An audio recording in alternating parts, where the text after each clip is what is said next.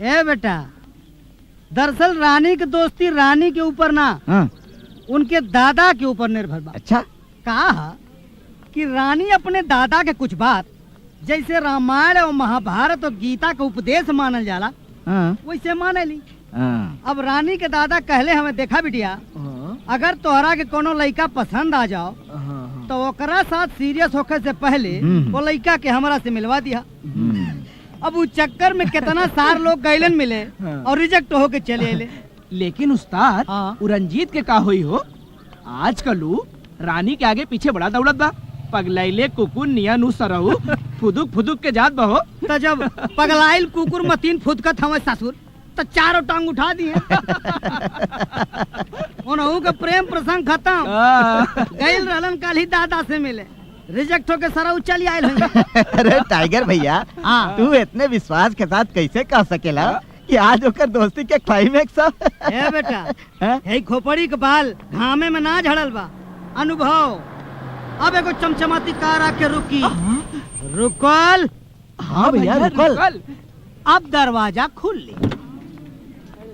खुलल? हाँ भैया, खुलल।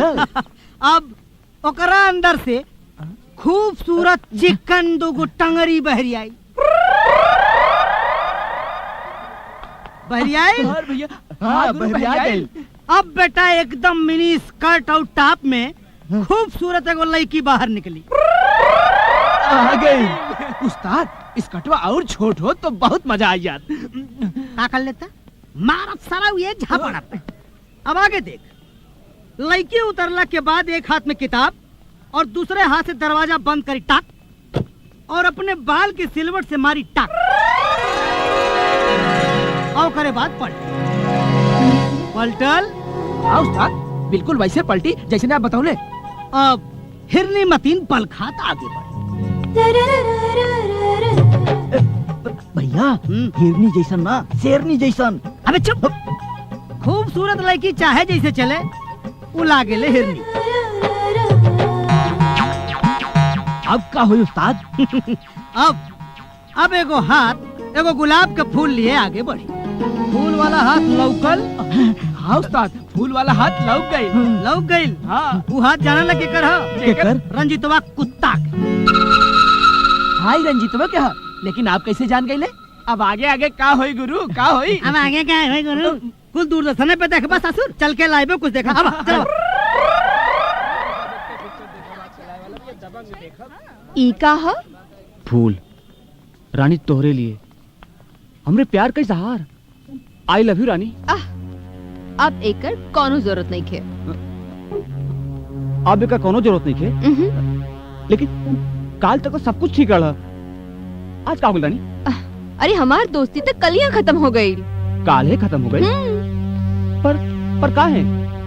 काहे कि हमार दादाजी तोहके रिजेक्ट कर देले बा। दादाजी? दादाजी कौन होखेला रिजेक्ट करे वाला? हम तोरा के बहुत प्यार करीला, बहुत। तू कहता अपन सीना फाड़ के दिखा दी। ई का रे? चाकू सीना फाड़े के ऐसे बढ़िया मौका ना मिली, फाड़ दी। रानी साले तोरा के पेशाब लग गइल। अरे चुप! एको काम तरह से ठीक से ना हो सकेला। ससुरा जीवन भर तू धतुरा के पेड़ बन के रह जेबे रे। अरे तहरा के अच्छी तरह से मालूम है ना कि हम गांव में सब कुछ बेच बाच के, खेत मकान सब बेच के तोरा के शहर के कॉलेज में एडमिशन करौनी, केवल रानी के खातिर।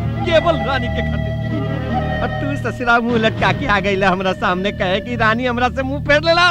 ससुरा तईने त का करी बाबूजी, हम तो बहुते कोशिश कैली। अरे कोशिश हमरा तो बुझाता कि तू जीवन भर कोशिशें करते रह जेबे और हम दोनों बाप बेटा कटोरा लेके भीख मांगब साला हमनी। ए बेटा देख हम बहुत मेहनत करके, सब कुछ सोच विचार करके गांव में अपन एक एक सामान बेच के शहर में इठाओ ठट्ठा खड़ा कैनी, एक खातिर कि तू रानी से ब्याह करे में कामयाब हो जीबे। बड़ा मुश्किल से बेटा हम एक तो आसामी बटोले बानी। हाँ, तू कोनो हालत में निकले के ना चाहिए। अगर तू बेटा रानी से शादी करे में कामयाब हो गई तो बेटा तू सोना के थाली में खाना खीबे और चांदी के पलंग पे सुतबे। तेरे साला जीवन भर दोनों बाप बेटा कटोरा लेके भीख मांगब रे। रानी तो पटिए के रहल बाबूजी, लेकिन बीच में साला बुढ़वा पर दादा अपन टांग अड़ा देलस। अरे बेटा बुढ़ो टांग अड़ावे चाहे बड़का दीवार खड़ा करे। ए बेटा बेटा तू रानी के पीछा मत छोड़िए बेटा, कोनो हाल में ओकर पीछा न छोड़िए। चाहे उतारे कितनो गाली दे, दुष्ट कुत्ता कमीना पापी कुछ बोले, अरे तोरा चाहे दुलत्ती मारे बेटा, तू बिल्कुल कुकुर माछी के जैसे रानी से चिपकल रह बेटा, रानी से चिपकल रह। बाबूजी अब बात रानी से ना ओकर दादाजी से बनी, ओकर दादाजी से। काहे कि जब तक ओकर दादा कोनो लड़का के जांच परख के हरी झंडी ना दिखाई है, तब तक ओके घास भी ना डाली। अच्छा अच्छा बुढ़ाओ तो रानी के चाबी बुढ़ाओ के हाथ में बा। बहरहाल बेटा तू रानी के पीछे पड़ल रानी के पीछे, और हम बुढ़ाओ के अपन बोतल में उतारा तानी। भगवान दास चौधरी।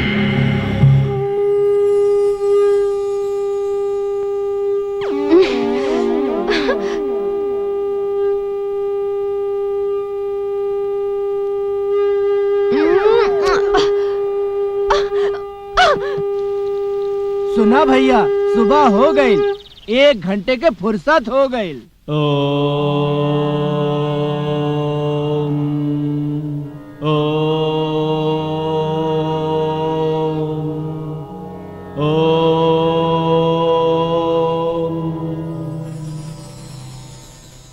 हे प्रभु, आप हमके जीवन के सारा सुख सुविधा देनी, हमार सारा मुराद पूरा कर देनी। बस एक ही प्रार्थना बा प्रभु, मौत से पहले हमके इतना मोहलत दे दी कि हम अपना सारा अधूरा काम पूरा कर सकी। इतना कृपा कर दी प्रभु, इतना कृपा कर दी।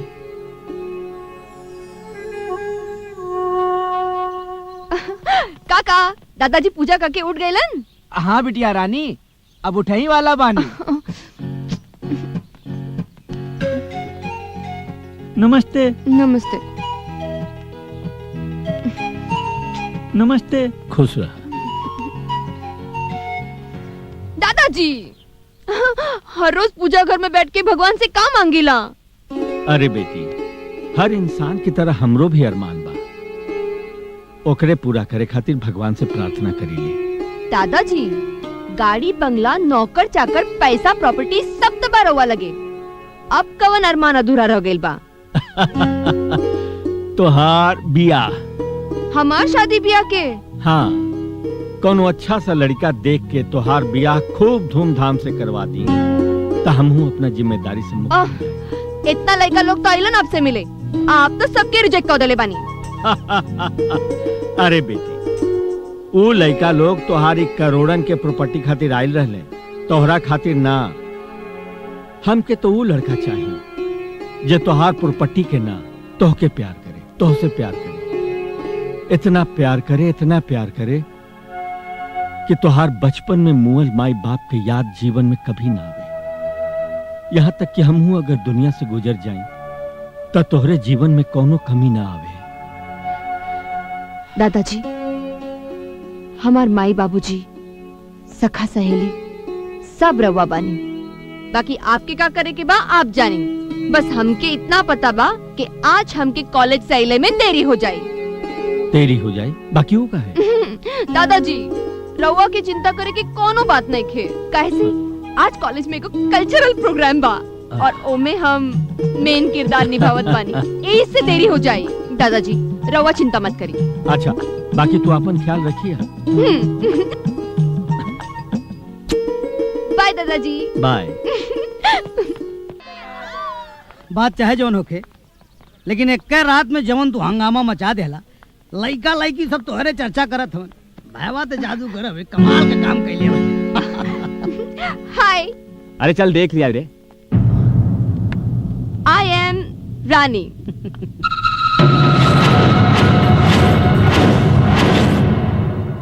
रात में तो हरे राम एकदम हरिहरा गए। हेरा के हम ना और चिकना के बेच। जा भैया।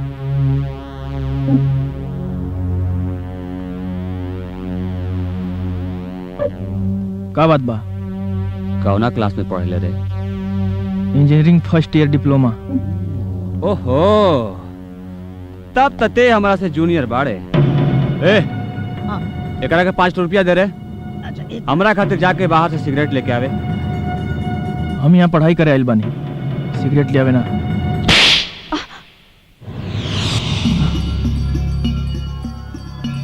अपने सीनियर से जबान ना लड़ावल जाला, सिर्फ ओकर बात मानल जाला। जो हे रंजीत बाबू, बात सुना। बात खाली सिगरेट का हो तो हम जाके लावत मानी, काहे के झंझट बवाल करता हो फालतू में। सिगरेट तो इहे लेके आई। जो रे, जो जो। यहाँ क्या कर रहे हो? अपने अपने क्लास में जाइए। जी जी, आओ, चला, चला। जाओ। रंजीत के दंगा फसाद के अलावा कुछ ना सूझेला। न जाने एकर गुंडागर्दी कब खत्म हुई। और सुन, काम होला के बाद ना सबसे कपड़ा उपड़ा ले ली है, छोड़िए मत के पास। और देख, ये ना 10-10 रुपया के नोट सब में बांट के सबके यहाँ से रफू चक्कर कर दिए। ठीक है साहब। ठीक से? हाँ जी साहब, गाड़ी आ गई साहब। ए, जय जयकार बोल बोल बोल। लाल बिहारी जी की, लाल बिहारी जी की, लाल बिहारी जी की, लाल बिहारी जी की, लाल बिहारी जी की, लाल बिहारी जी की, लाल बिहारी जी की, लाल बिहारी जी की, लाल बिहारी जी की, लाल बिहारी जी की। अरे जाओ जाओ, सब में बांट दिया। देखिए कोनो छूटे उठे ना। हाँ, सब में एक एक अपने हाथ से दे दिया। जी। भाई साहब, ई कौनो मन्नत रहल का? अरे ना ना भाई साहब, कोनो मन्नत उन्नत ना रहल। दरअसल अपन मन के शांति खातिर ये सब काम हम कुल करत रहिला। अरे वाह, बड़ा नेक विचार बा आपके। कभी हमरो गरीब खाना पर पधारी ना, यहीं बगले में घर बा। भगवान दास चौधरी नाम बा हमारा। हाँ चौधरी साहब, अरे बिल्कुल आई। मौका मिलते ही हम बहुत जल्दी आपके घर आए। अच्छा जी प्रणाम।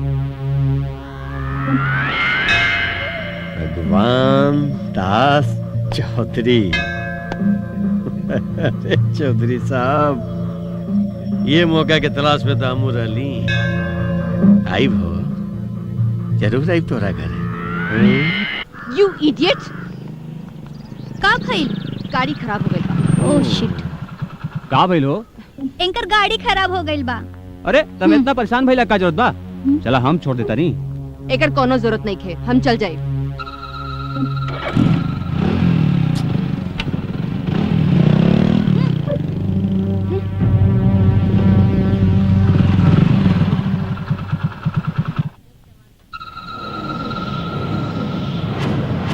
ए मुच्छर, सिगरेट पिलाओ।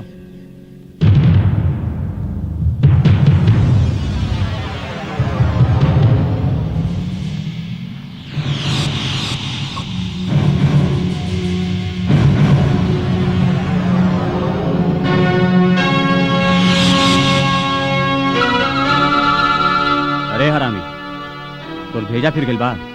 कॉलेज का थप्पड़ इतना जल्दी भुला गेले?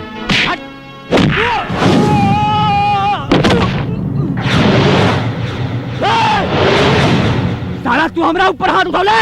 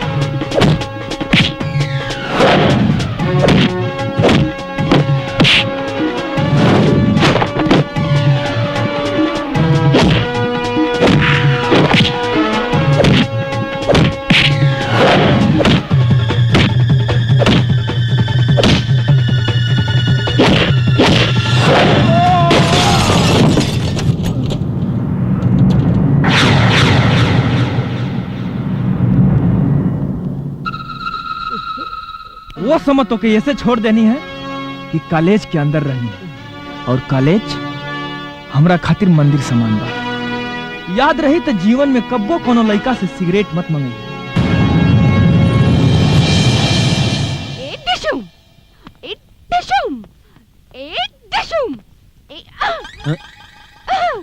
का बात बा बिटिया? ई बॉक्सिंग कराटे के प्रैक्टिस काहे होत बा? प्रैक्टिस ना दादाजी, आंखों देखी हाल। आंखों देखी हाल? कैसन, कहाँ? हमारी कॉलेज में दादाजी जबरदस्त एक्शन, मारा मारी, लाता लाती, घुसम घुसी, पटका पटकी, जबरदस्त पिटाई और फिर वार्निंग। अरे भाई कुछ बताइबो करबू कि खाली बुझौनिए बुझेबू के कैलस ही सब? अमर दादाजी, अमर। अमर? ये अमर के है? लड़का नंबर 1। हाँ? लड़का नंबर 1? हाँ दादाजी, लड़का नंबर 1। डांस में नंबर 1, गायकी में नंबर 1 और अब तो फाइट में भी नंबर 1। और संस्कार तो इतना दादाजी कि कॉलेज के भी मंदिर समझेला। अरे भाई वो लड़का में एक के साथ इतना गुण बा त कहियो हमरो से मिलवावा। बिल्कुल दादाजी, अमर की तो कोनो तरह से आप कबो रिजेक्ट कर ही न सकेला। अच्छा? हाँ। तो ठीक बा, एक दिन ले आबो उनकरा के। एक दिन का है, हम तो उनके बिहान लेके आवता नहीं। थैंक यू दादाजी।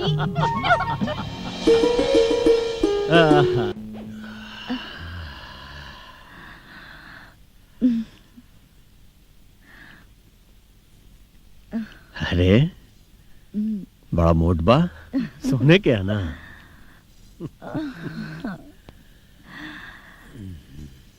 हाँ, पूरे 10 तोले के बा। हाय हाय, हमरो लॉटरी लगे तो हो 15 तोला के बनवा दे। लॉटरी? लॉटरी हमरा हाथे करोड़ों के माल लगे वाला बा।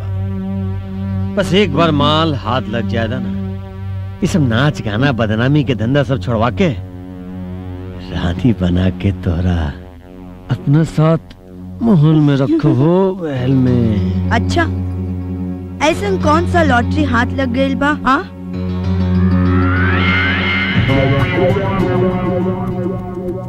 दरअसल हमार बेटा के बियाह एक करोड़पति लड़की से होके जात बा। एक बार बियाह हो जाए तो दूल्हा बनी हमार बेटा और हम बनब करोड़पति। बहू के साथ हमार लड़का खुश और हम तोहरा साथ देखो। लेकिन का करी लालमणि, ससुरा बार बार एक समस्या सामने आ जात बा। समस्या? कैसन समस्या? देख लालमणि, करोड़ों रुपया कमाए खातिर ना लाखों रुपया पानी की तरह खर्चा करे के पड़ रहा। अब देखा ना, काले हमरा होके वाला समधी के साथ एक तो बहुत बड़ पार्टी में जाके बा, लेकिन देखा पॉकेट में एक तो फुटियो कौड़ी ना है। का बताई लालमणि, इस सब टेंशन से तब हमरा कुछ ठीक नहीं लागत, कुछ ना। हाँ, ये तो परेशानी वाली बतिए बा। हाँ लालमणि, अब देखा लालमणि, अगर हमार बात माना, देखा तो के बुरा न लगे तो गर्दनी हमरा दे। का? देखा तो चिंता न करा, देखा तोरा हम 15 तोला के बनवा दे, वो खड़ा सोना के। लेकिन लालमणि, काल हमार इज्जत बचाला। हाँ, लेकिन फिर हमें पूरा 15 तोला के चाहिए। अरे 15 का 20 तोला के दे दे तोरा हो, 20 तोला के। तू चिंता न कर लालमणि, चिंता न करो। काल देखला गुरु, अमर रंजीत के मार मार के इंसान से हनुमान बना देला था। तो कहे न बना दी, टाइगर के दोस्त बा हो, टाइगर के। तो हार दोस्त, एकरा तो हम तोरा साथे कबो नहीं की देखले। मारा सारा फैट जावे ना देखला तब देख ली है। लेकिन हाँ। कहाँ बाऊ?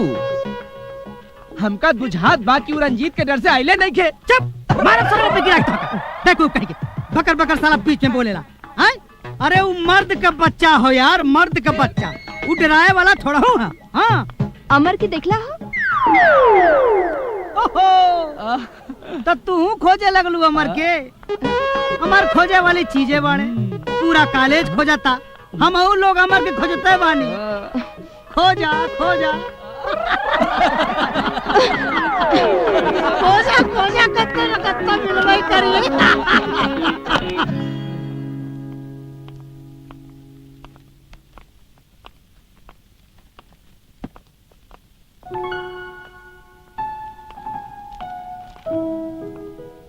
हाय। है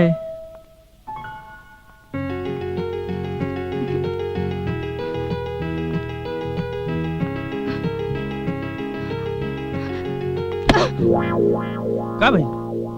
तू तो हमरा के देखते नहीं खन।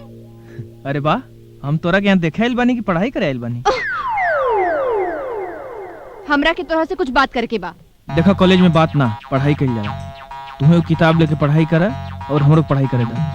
हम यहाँ पढ़ाई ना तो के ई बतावे आइल बानी कि हमार दादाजी तो के बुलावले बाड़ा और तो के हमरे घरे चले के पड़ी। अरे वाह, ऑर्डर तैसे देत बाड़ू जैसे बम लेके आइल बाड़ू। हम ना मानब तो हमरे ऊपर पटक देबू। अरे तोहार दादा का कोनो लाट गवर्नर हमें जो हमरा के ऑर्डर दिए और हम भाग के चल जाई? हाउ डे यू, तो के हमार दादाजी के बारे में ऐसे बात करके हिम्मत कैसे भई? ए मैडम, आंख मत दिखावा। हमरा के तोहरा दादाजी से मिले में कोनो दिलचस्पी नहीं के।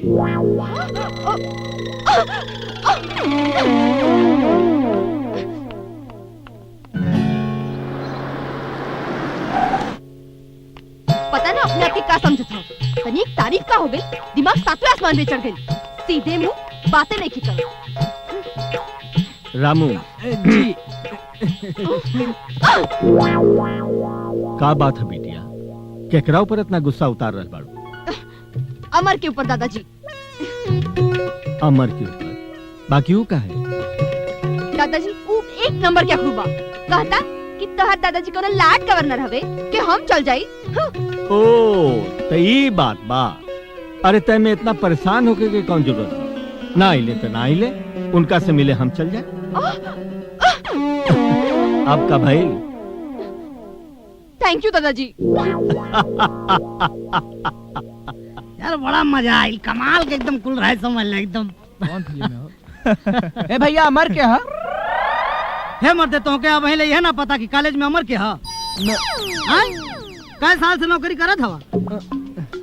15 साल से। 15 साल से तब वही चपरासी हवा। हे मर्दे 15 साल में चपरासी से क्लर्क, क्लर्क से प्रवक्ता और प्रवक्ता से प्रिंसिपल बन जाला और तू अब वही चपरासी के खूंटा चाप के पकड़ ले हवा। का बात है भाई? हाँ मैं अमर। पहचान ला तो क्या ऑफिस में वो प्रिंसिपल साहब बुलावले बाड़े? अच्छा। प्रिंसिपल साहब? हे मर्दे तो बड़ा गड़बड़ बात हो। हमके लागत हो रंजीतवा से झगड़ा भइल है ना, प्रिंसिपल साहब तक खबर पहुंच गई। भैया जान ले बड़ा कड़क मिजाज हिटलर का बाप हो। जा जा अब राम ही जान बचाए, अब बेड़ा पार लगाए।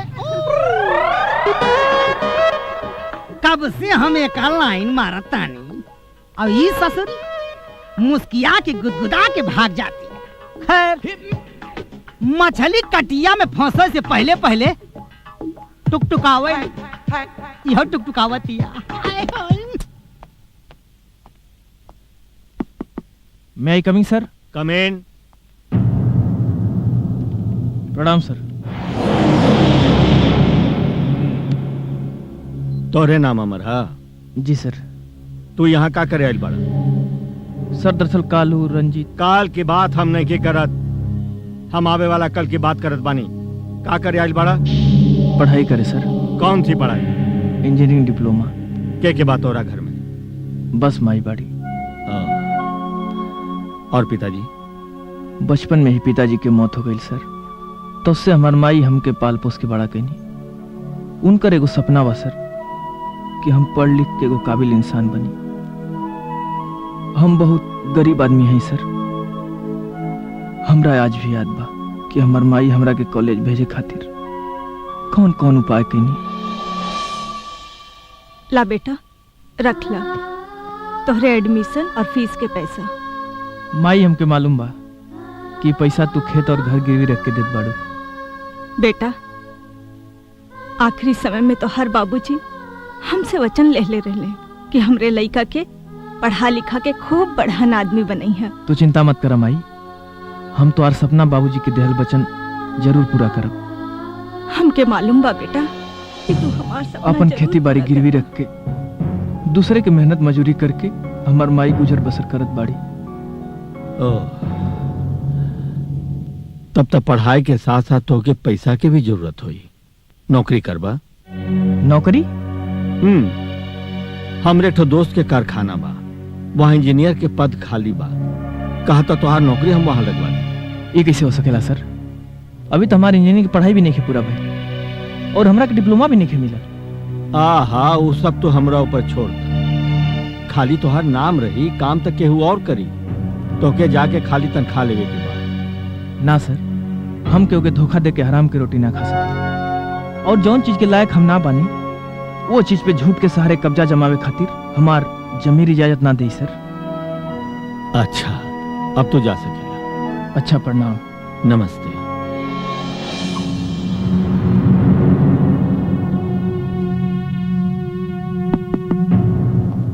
आई आई प्रिंसिपल साहब। का भैल चौधरी जी, अमर के परख लेनी? अरे प्रिंसिपल साहब, बहुत बढ़िया लड़का बा और बड़ा खुददार भी बा। चली बढ़िया भैल, कम से कम एक लड़का तो राउर कसौटी पर खरा उतरल। प्रिंसिपल साहब, अगर रउआ साथ ना देती और आपन एक कुर्सी ना देती तो हमार मकसद पूरा ना हो पाई। का बात करतानी चौधरी साहब, हमरा इस सेवा के एहसान मत बनाई। कतना कुछ रउआ कैले बानी कॉलेज खातिर। ई तो हमार सौभाग्य बा कि आज आपके सेवा करे के एगो छोटा सा मौका मिलल बा। बस। अच्छा, अब हम चलत हनी। प्रणाम। प्रणाम। रानी बेटी। दादाजी का भेल दादाजी? मैं लैली ऊ अखरू से। हम तोहार अकड़ू से मिल के आबद बानी। जैसन लड़का हमके तोहरा खातिर चाही, हाँ? उ सौंसे गुण नंबर में मौजूद बा। हमरा के उ लड़का बहुत पसंद बा। अब अगर तोहरा के पसंद होखे तो हमरा तरफ से तो इजाजत बा। दादाजी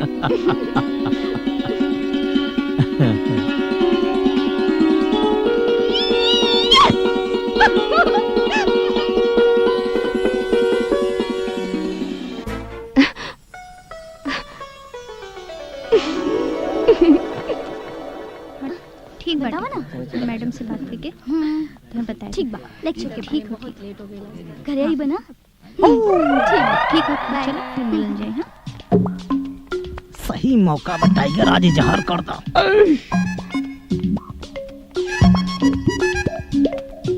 है सुना हो,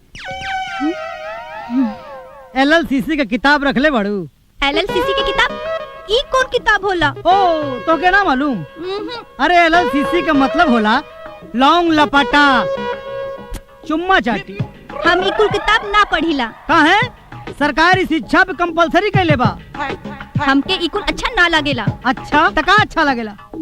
तोहार जो। ओ तो पहले बतौले हो तू, अब तक घसर घसर फसर फसर करके तीन चार सुना देले होती। ना, हमके तोहार ऊ जोक अच्छा लगेला जेमन तोहार नाम टाइगर पड़ल। ओ टाइगर, वो टाइगर वाला जोक छोड़ो, वो सच्ची घटना बा। आवा आवा तो के सुना दे। आवा एक मिनट। देखा कहा कि कुछ बात अकेले में बतावल जाला। हाँ। यही नाते एजा ले आयल बानी। अब सुन, एक बेर हम रास्ता पकड़ के जात रहनी तो देखनी कि सामने एक शेर, और शेर हमके देख के दहाड़ल। हम कहनी है हट। अब कहता हट, अब तब जब कुश्ती लड़ब तब कुश्ती लड़बे। चलो अब वहाँ से वो दौड़ और यहाँ से हम दौड़। और साला जैसे झपट्टा मार के पकड़े तो हमके, हम पकड़ के हिलौनी। साला अब पकड़ के वनकर गलफरा सराउ के पटकनी धपाक। हम कहे अब बताओ बेटा, अब बताओ, बोल टाइगर हम हैं कि टाइगर तन? तो कहा था दांत चियार के गड़ाई के, ये भैया तू ही टाइगर हवा। अरे मोरी भाई हो, जब तू हंसलू ना तब तेरे जमा हमार धक धक धक धक करेला। छोड़ा ना, क्यों देख ले? अरे हम कहे छोड़ी, क्यों ना देखे, तू चिंता मत करा। हम हेजा ले वाली के देखी।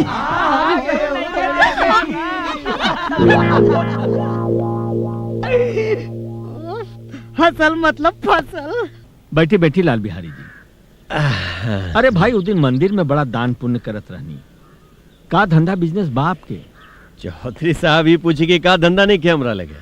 बिहार में कोयला के खदान बा, तो यूपी में ठेकेदारी के धंधा बा, पंजाब में चीनी और गेहूं के धंधा कैले बानी, तो MP में इतना बड़का फार्म हाउस खोल के रख ले बानी।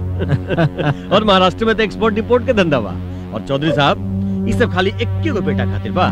एक ही बेटा बड़े आपके? जी चौधरी साहब, इक्के को बेटा बा और वो यहीं के कॉलेज में पढ़ेला। चौधरी साहब हम तो सोचता नहीं ना कि ओकर पढ़ाई लिखाई खत्म हो जाए ना तो सब कारोबार धंधा ओकरा हाथ में सौंप के चुपचाप जाके सन्यास ले लिया और मंदिर में घंटी बजा के भजन कीर्तन करी बस। सन्यास ना लाल बिहारी बाबू, हर माँ बाप के एकरे अलावे भी एक और जिम्मेदारी होला, अपना बाल बच्चा के बढ़िया से शादी ब्याह करके ओकर घर बसा दे। चौधरी साहब अब शादी ब्याह के बारे में तो हमार विचार तो दुनिया से एकदम अलग बा। दहेज के दम एकदम में खिलाफ बानी चौधरी साहब। हम तो ऐसा बहू चाहतानी कि एक जोड़ा में बहू बन के हमरा घरे आ जाए।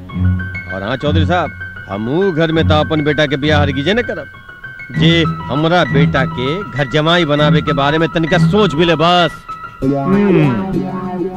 अब देखिए ना लाल बिहारी, हमार और आपके विचार कितना मिलत जुलत बा ना?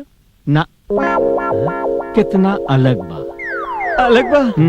हम तो अपना पोती के ब्याह ओ से करब जे हमारी करोड़ों के जायदाद संभाले और हमरा साथ घर जमाई बन के रहे।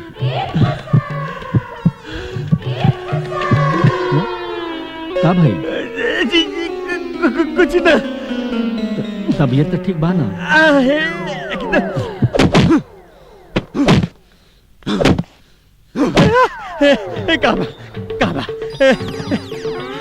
का कहा बा?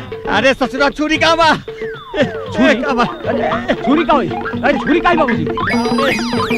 मिल गया छोड़ छोड़ बाबूजी, छोड़। हम बाबूजी हम काटने छोड़। बाबूजी का भइल बा? काहे अपन जीप काट चाहता नहीं? का बताइए हम? का बताइए, सब बनल काम बिगाड़ के आ गए नहीं हम। इतना मुश्किल से बात बनल रहे। रानी के दादाजी रानी के साथ तो हर भी आता है करे ही जात रहे कि हमरा मुंह से निकल गए कि हमर बेटा घर जमाई न बनी रे बाप। सब बनल काम बिगाड़ गए। सभी जुआन के वजह से कब काटा हम काटन बाबूजी छोड़ छोड़। ये तो जवान फिसल जाता और रानिया हमर हाथ से निकल जाती है।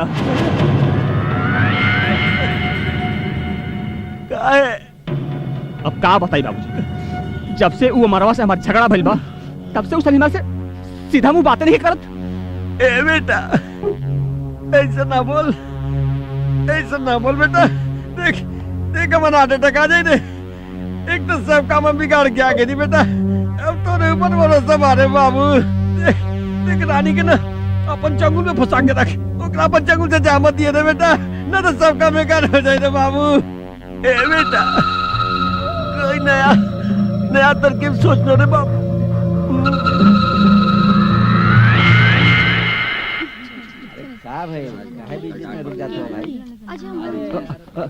अरे रानी रानी, हमरा के तोरा से कुछ बात करे के बा। हम यहाँ पढ़ाई करे आयल बनी, बात करे ना। मोहब्बत करा, प्यार करा, जीवन में ऐसे करबो तबे मजा आई। अरे टाइगर, हाँ? अमर के देखला? हाँ? अमर का बताई, हम तो नहीं झूठत हई। और जब कतो ना मिला समझ ला हाल लाइब्रेरी में होई। हाँ आओ चला। ए टाइगर, हाँ ऐसे काहे जात बड़ा? अब का बताई, संगत से गुड़ होत हैं और संगत से गुड़ जात, बांस फांस और मिश्री एक के भाव पे का। का मतलब? मतलब ये है कि हम कॉलेज में पढ़े आयल हई, ये गुंडा मवाली बने ना आयल हई। अब चला। रानी हम जा गुंडा मवाली नहीं बने आयल, हमरा के अपन गलती का एहसास हो गइल बा।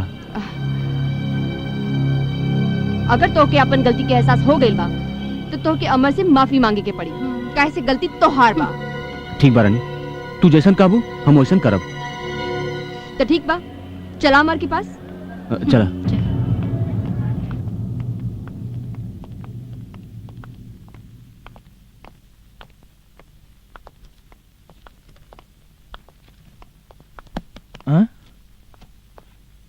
माफी मांगे आयल बने।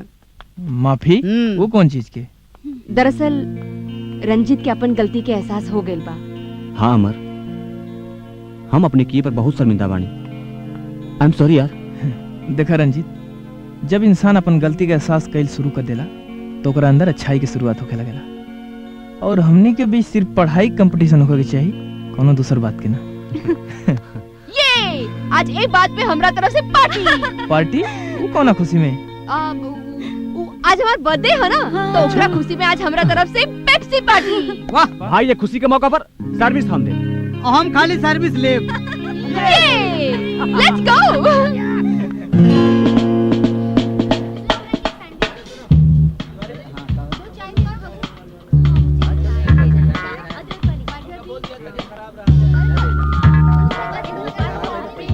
भैया जी, आज हमरा तरफ से सबके पेप्सी पार्टी। ठीक बा मैडम, हम भेजा तानी।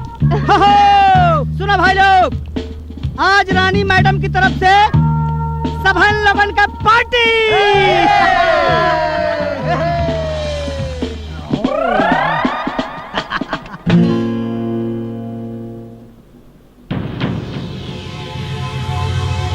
रानी के जन्मदिन था 15 तारीख के बाद, तू आज काय पार्टी देत ताड़ी?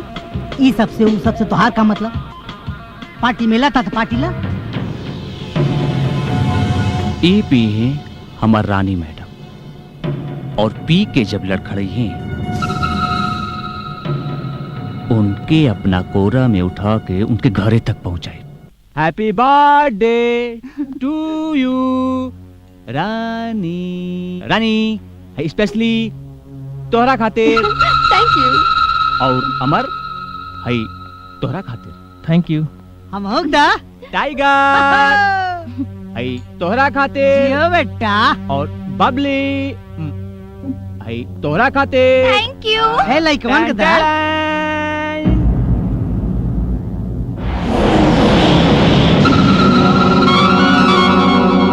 ये काहे गिलास चेंज कर देलू? ऐसन कैला से दोस्ती गहरा हो जाला। अच्छा,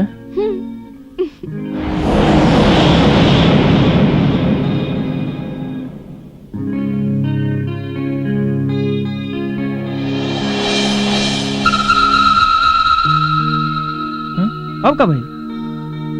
एक दूसरा के झूठा पियला से प्यार गहरा हो जाला। देखलू रानी और अमर के तरह बदल बदल के पियता ने। लब हमनो बदल जाओ। लब ऊ काहे? हैं? ऊ काहे? अरे सुनू ना, हाँ का? एम्मे से उम्मे डाले से प्यार और दोस्ती बढ़ जाता। लब अला पिया मारा मजा जिंदगी का।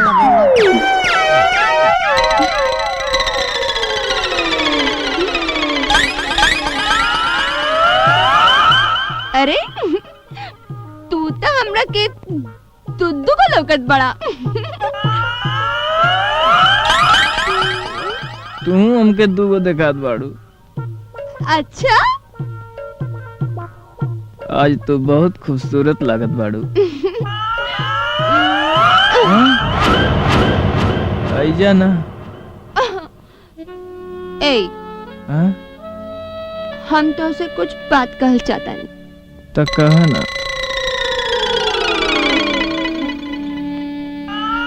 आई love you. I love you two.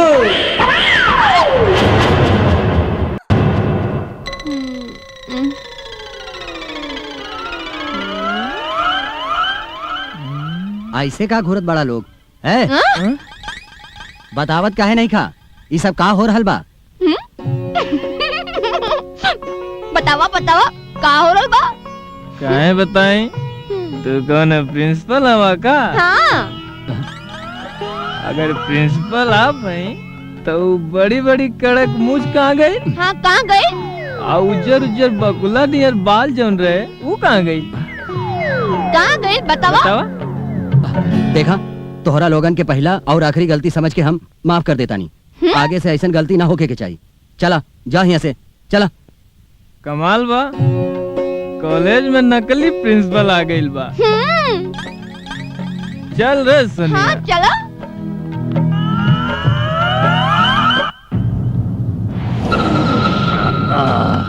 पी पी ससुरा पी और पी। अरे ससुरा दारू आ, पेप्सी ना रे। तेरे यहाँ तक कुछ कारण बोले आके यहाँ बोतल पे आपत से की बगान में खिसी आनी बिली खम्बा नोचे। तारा पे भरोसा किल बेकार बारे। तारा से कुछ नौकरी बेटा, कुछ नौकरी यही तरह रजे में और ससुरा हमरा भिखारी बना के रख दे तू। लालची बुढ़ा। ये हमका बुढ़ा कब है? लालची बुढ़ा बोल बे। हम तो रख के लालची बुड्ढा डाली का कर हमार बेजा पहले ही से खराब बा। अगर और दिमाग खराब कैले ना तो अमरवा का जगह तोरे गर्दन काट तू हमर गर्दन काट बे, हमर गर्दन काट काट काट ले रे बेटा, काट ले गर्दन, काट साले मुझे कहता नहीं, काट काट ससुरा काट।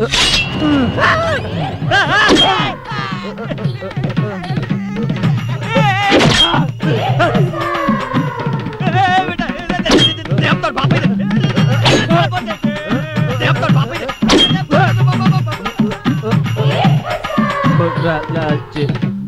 साला बुढ़वा गल का लोग आ गए साला बुढ़वा अच्छा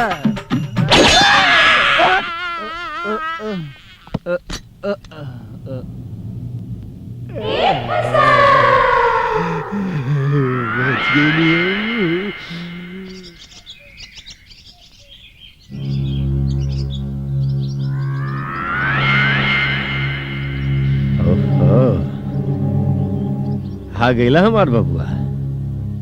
लगता कि हमार बेटा के रात के नशा उतर गई। सॉरी बाबूजी, रात में हमसे गलती हो गई। अरे सॉरी मत बोल, सॉरी मत बोल बेटा, तू सॉरी मत बोल। अगर हम काले टेबल के नीचे ना आई थी ना तो सॉरी सुने खातिर हमारे गर्दन ना बचे। ससुर हाथ तलवार ऐसे भाजता है जैसे हम तोर बाप नहीं करो दुश्मन है साला। अब क्या बताइए बाबूजी, जब से मरवा के बारे में सोचता पता नहीं कहा है हमारे दिल दिमाग में आग लग जाता। आग लग जाला। अब तू अमरवा के बारे में सोचल छोड़ और रानी बिटिया के बारे में सोचल शुरू कर, बुझले बेटा। तू चौनी छाप अमरवा के ना आपन और रानी के बीच से गोर में गरल कांटा जैसे निकाल के बाहर फेंक दे और नए तरीके से रानी के पटावे के उपाय सोच। और हम तो बेटा तो रानी के दादाजी के दिल में आपन जगह बनावे खातिर कोनो नया पैतरा सोचे। बुझला बेटा? हाँ बाबूजी। लेकिन रानी तू हमके अपना घरे काहे ले आत बाड़ू? कुछ और काम से। कुछ और काम से? कौना काम से? भीतर चला, पता चल जाए। हाँ चला। आवा जल्दी आवा, आवा जल्दी चला चला। अरे चिंता कैला के कोनो बात नहीं खे, मंत्री जी से बात हो गई बा।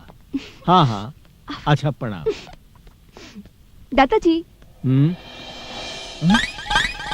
ये तुम्हारे दादाजी? हाँ। प्रणाम। हाँ हम ही हैं इनका दादाजी, प्रिंसिपल ना। अरे खुश रह। आवो बेटा आवो।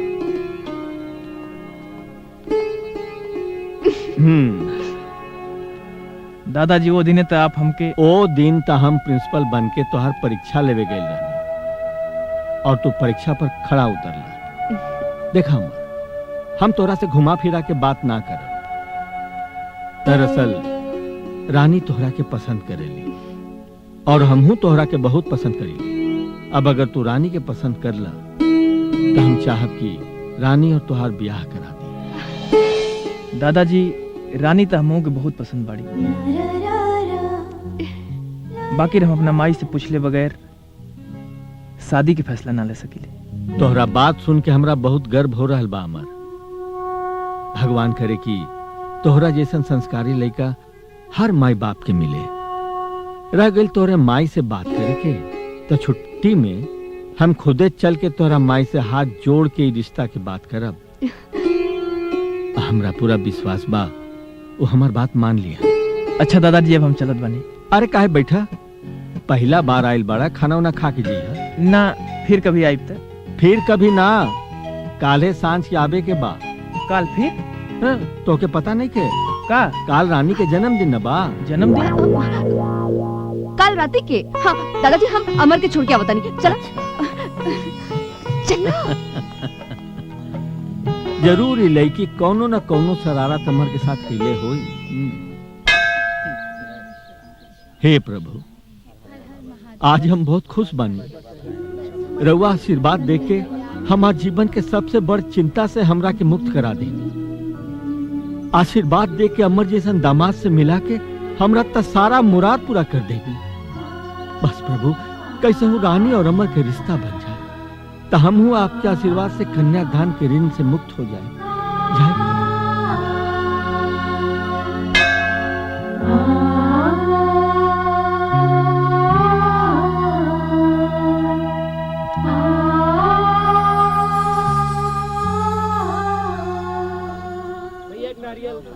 अरे लाल बिहारी बाबू नमस्कार।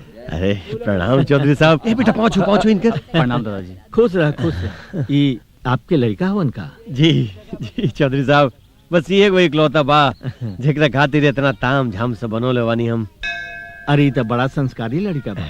एक दिन हमरा घरे आयल रहे रानी से मिले, बाकी उस दिन बतौले न कि आपके लड़का हमें। कहा बताई चौधरी साहब, ये थोड़ा संकोची विचार के भाई। अगर ये अपने आप अपन संकोच त्याग दिले रहित ना, तब लेकर कल्याण हो गए रहित। अच्छा तो संकोच उंकोच छोड़ा, काल हमरा घरे आवे के बाद काल हमरा घरे आवे। घरे? हाँ। काहे? अरे रानी के जन्मदिन न बा, कुछ पार्टी साटी हुई और ये खुशी के मौका पर हम एक खास ऐलान रानी के बारे में करे जा रहल बानी। इनका के साथे जरूर लेके आए। अरे चौधरी साहब, में बोले के बाद हमनी जरूर आए। ए बेटा पहुंचो।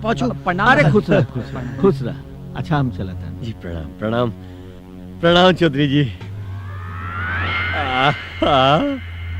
ससुरा उधर मत देख, लगता कि तीर एकदम जाके निशाने पे लागल बा।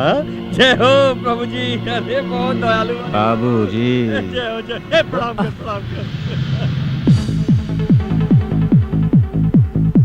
और सब ठीक बाटे? बेटा हाँ नमस्कार। अरे भाई बहुत बढ़िया भाई।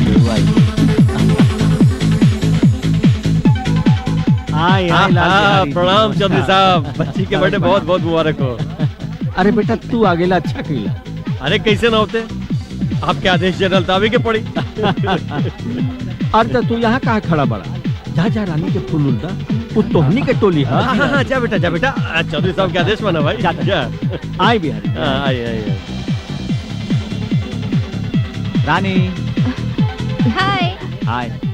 जन्मदिन पर हमारा तरफ से तोहरा के बहुत बहुत शुभकामनाएं। है तोहरा खातिर रानी। Thank you so much Ranjit.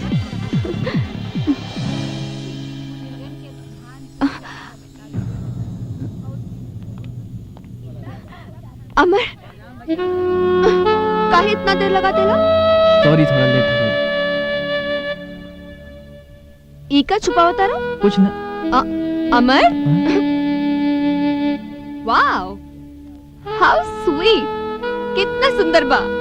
रानी दरअसल इतना बड़ पार्टी में हम पहली बार आइल बानी, तो हमरा ये ना पता रहे कि एगो फूल ना बल्कि बहुत बड़हन गिफ्ट दिया जाला।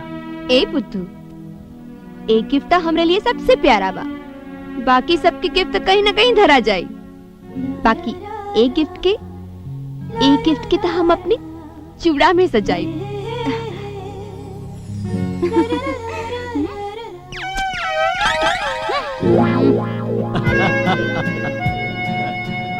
अरे अमर, पार्टी के तैयारी हो चुकल बा, तोहरे तो इंतजार रहल है। चल के केक काटा जाए। हाँ चली। नमस्ते अंकल। बेटा। हाँ।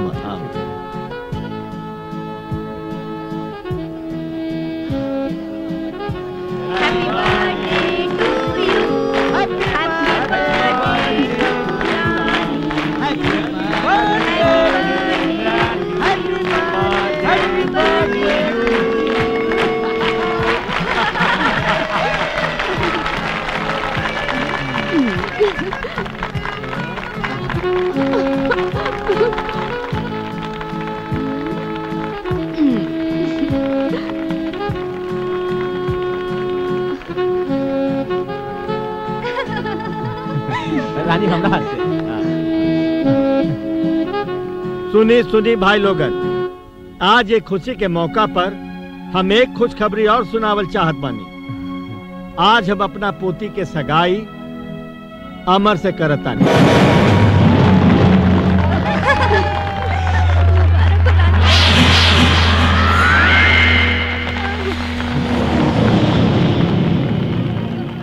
हमने तो यहाँ आके उल्लू बन गेले बेटा।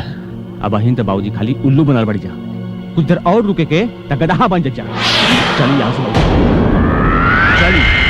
चल बस बस ऐसे रोकला भाई। कितना भाई भाई? 50 रुपये। इला ठीक बा।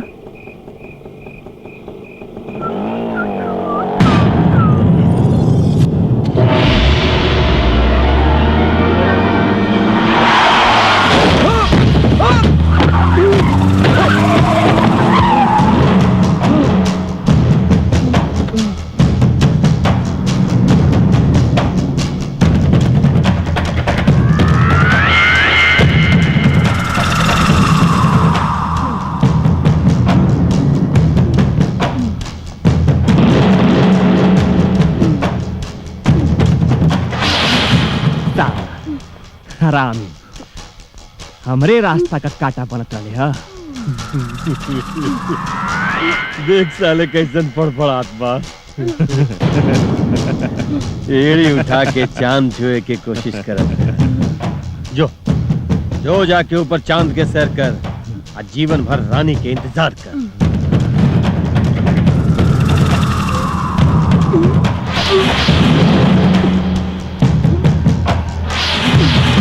बस चल रहे बेटा, चले बाबा।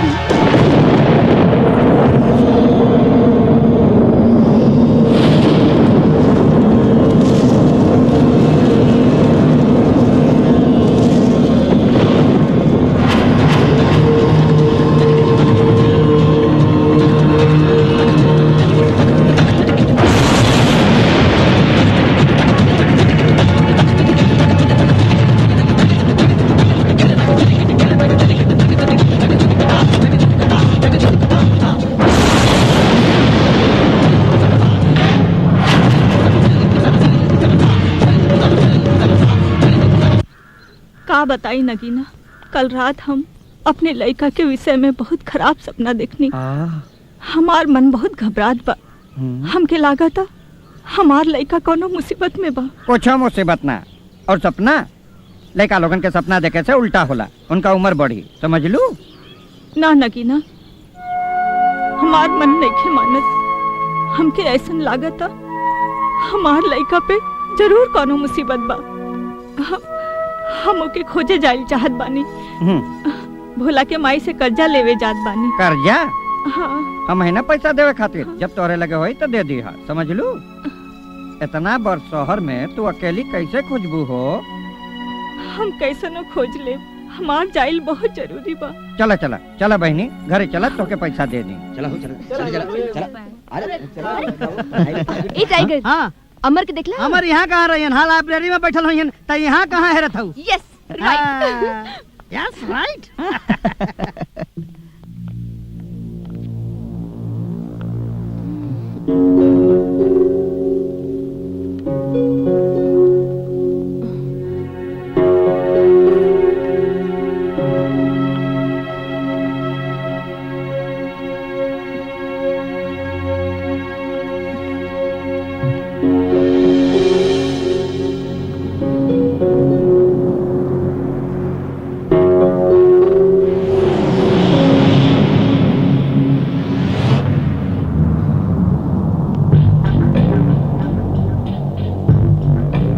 रानी केकरा खोजत पड़ो?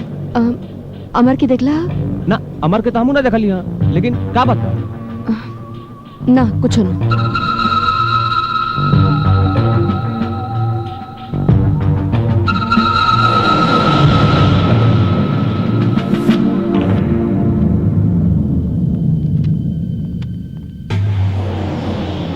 खोज कॉलेज का, दुनिया का कौनो कोना में ना मिली हुआ।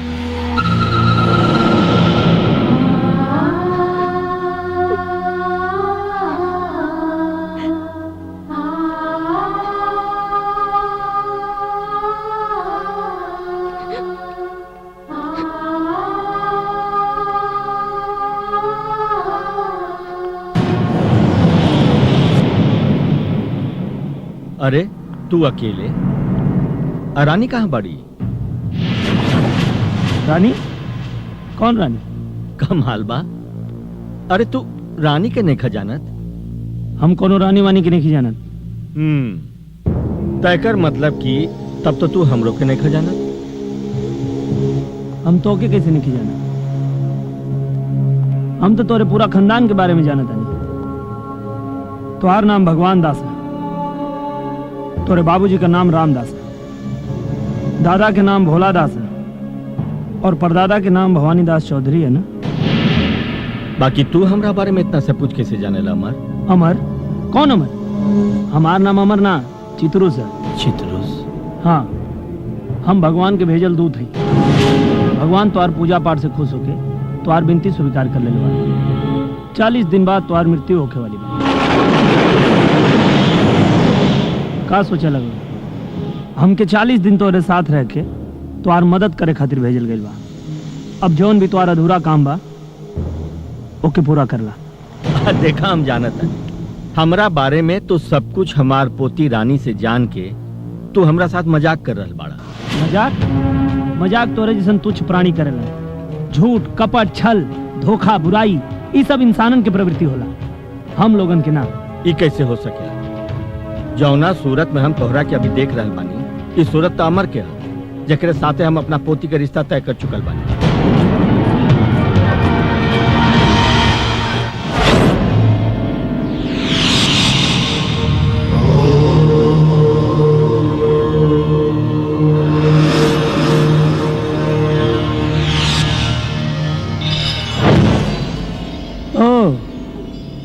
तब हमके समझ में आ गई कि तो के विश्वास का नहीं क्यों। तू हमरा के अमर समझत हुआ ना, लेकिन हम अमर ना, चित्रो से।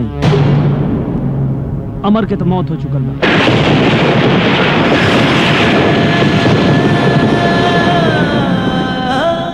अमर के मौत हो चुकल बा? हाँ भगवान दास चौधरी, सच्चाई देखल चाहता रहा।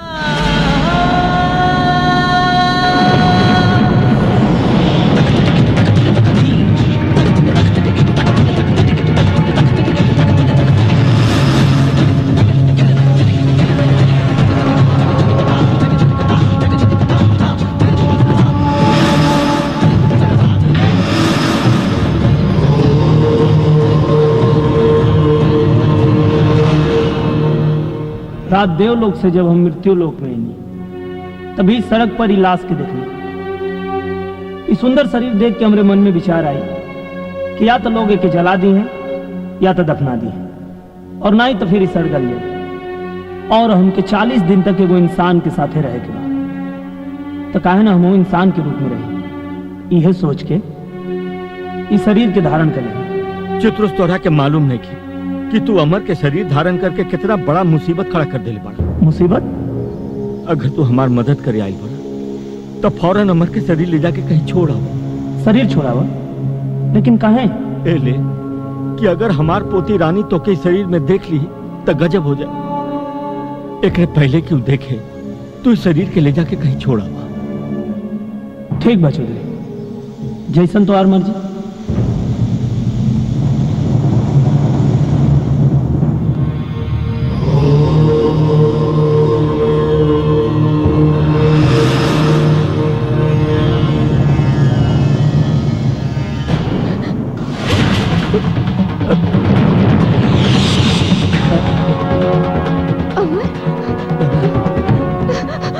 अरे अमर, तू यहाँ? हम तो कि पूरा कॉलेज में ढूंढत बानी और तू यहाँ दादाजी के साथ गप लड़ावत पड़ा।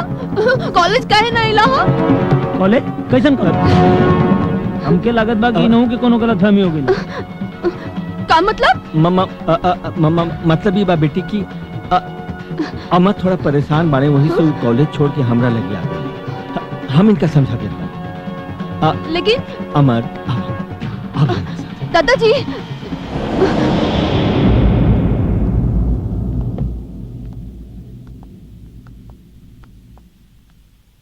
हमके यहाँ कहाँ लिया बड़ा? चित्रुस, रानी के पता न लगे के चाहे कि अमर के मौत हो चुकल बा और तू उनका शरीर धारण कर ले बड़ा। हम क्यों से झूठ ना बोल सकिला? जौन झूठ के ओके जिंदगी बचा दे ऐसा 100 झूठ एक सच के बराबर होला चित्रुस। तो हर एक सच हमार पोती के मौत के कारण बन जाए। मौत के कारण वो का है? कैसे कि रानी अमर से बहुत प्यार करेली। ओकरा जैसे पता चली कि अमर के मौत हो चुकल बा तो वो अपन जान दे दी। चित्रुस तू हमार मदद करे आयल बाड़ा तो कृपा करके हमार मदद करा। यही मोह माया के चक्कर में ही फंस के इंसान सैकड़ों जन्म से मृत्यु लोक के चक्कर लगा रहा बा। जकरा के तू मोह माया कह रहा बाड़ा वो प्रेम है जकरे बसीभूत होकर भगवान बार बार धरती पर जन्म ले ले। तो के का प्रेम के शक्ति का अंदाजा हुई। काहे कि तू भगवान नहीं खा, भगवान के भेजल एक दूत हवा दूत। खैर हमके प्रेम और मोह माया से काले बदे हमके यहाँ तो आर मदद करे खातिर भेजल गई बा। हमके का करे के बा ये बताओ। देखा रानी तोहरा के अमर के रूप में देख ले बा और अब तो क्या हमेशा अमरे बन के रह के पड़ी, ओकरे ऐसा व्यवहार करे के पड़ी। और ही राज रानी के सामने हमेशा राजे रह के चाहिए। आगे आगे जो देखा जाए। ठीक बा जैसन तुम्हारी मर्जी।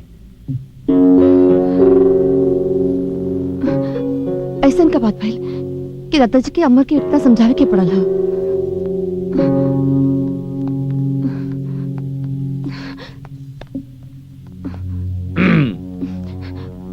दादाजी का भइल? अमर मान गई ले। अभी हॉस्टल में ना यहीं घर में रही है। दादाजी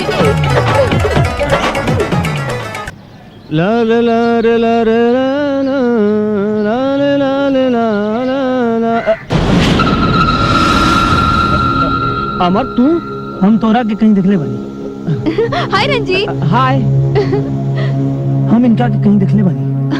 अरे अमर इनकी ना पहचानत हवा? ई रंजीत हमार कॉलेज के साथी। अरे अमर इतना जल्दी भुला गईला? अरे अमर ऐसे का देखत बड़ा? अब इनका से कवन नाराजगी। चला हाथ मिलावा।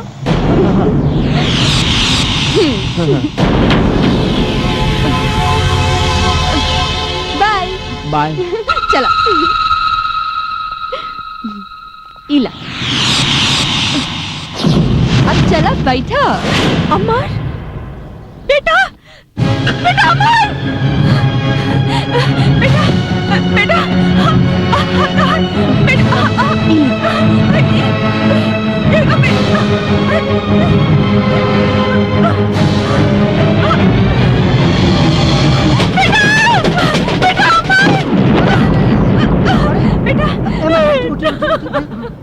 आराम से उठ जाए। बेटा हे माजी तू आ गरिया के पिछवा काहे दौड़त बाड़ू? हमार बेटा अमर है। बेटा वो तोहार बेटा हो? अच्छा अब समझ में आयल। हे माजी जब से ही चौधरी सेठ के घर जमाई बनल बने तब से इनके क्यों लौकत नहीं की। उनके आंख में धन दौलत के पर्दा चढ़ गए। उनके खाली एक आदमी लौकत हो रानी। हित मीत सबके भुला गए बने। रानी?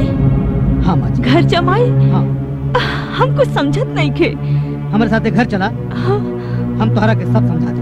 अब बेटा तू के? माजी हमारा अपराध ही है कि हम तोहरे लइका अमर के दोस्त हैं। ये हमारी गलती है। तू जिंदा बा? हाँ बाबूजी हमारा जिंदा बा। हम ओकरा से अभी ने मिल के आवत नहीं। अरे ससुराले की नहीं हो कैसे गइल? अरे हमने दोनों मिलके मारने रही ना ओकरा। उसे सोबत कैसे गइल? इहे तो हमारो समझ में नहीं आवत बाबूजी कि उ साला जिंदा कैसे बच गई। और सबसे ताजुब का ई बात बा कि उ साला हमारा के पहचानलस नहीं।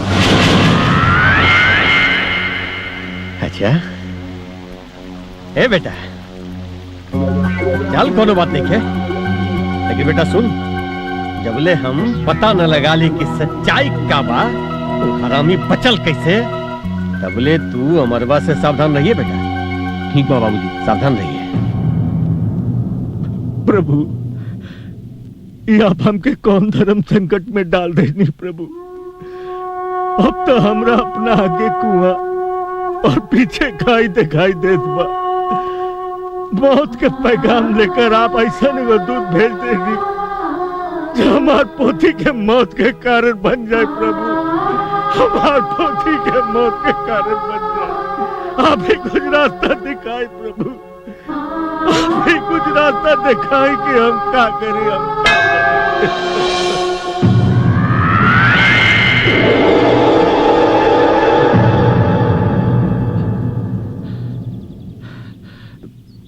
चौधरी साहब प्रणाम। अरे प्रणाम प्रणाम लाल बिहारी बाबू। अच्छा भइल कि आज भगवान जी के साथ साथ आपके भी दर्शन हो गए चौधरी साहब। लगा था कि कुछ खास बात होता रहे भगवान जी से।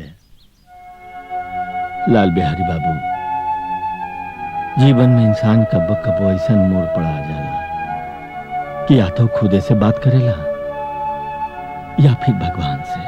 क्या बात कर रहे धनी चौधरी साहब, आपके कौन बात की चिंता है? अरे अब तो आपके मनपसंद लड़का भी मिल गई, रानी बिटिया भी खुश। और सुन लिया चौधरी साहब की हमर आपके साथ ही आकर हवेली में रह लागल है। हाँ साथे रहत बड़ा। अच्छा अब हम चलत बानी। चौधरी साहब, अरे रे रे चौधरी साहब, हमार बेटा हमके वापस कर दी, हमार बेटा हमके वापस कर दी। मगर कौन बेटा आप हैं के? दादाजी ई अमर कमाई है, गांव से आयल है अमर के लेवे खातिर। आप लोग पैसा वाला बानी, पैसा से कुछ भी कर सकेले, बाकी हमार धन दौलत सब हमार बेटा बा। हमरे बुढ़ापे का सहारा बा। आप लोगन की वजह से हमरा के पहचानत नहीं के। देखिए अमर के दिमागी हालत ठीक नहीं खे। का ओकर दिमागी हालत ठीक नहीं के? ही का कहत बानी? यही से हमार बेटा हमके पहचान ना पौलस। साहब हमार बेटा जौन हाल में भी हो, हम ओके लेके अपने गांव चल जाए साहब। अच्छा ठीक बा, आप उनकर माई हैं, जैसन आपकी इच्छा। आई आई।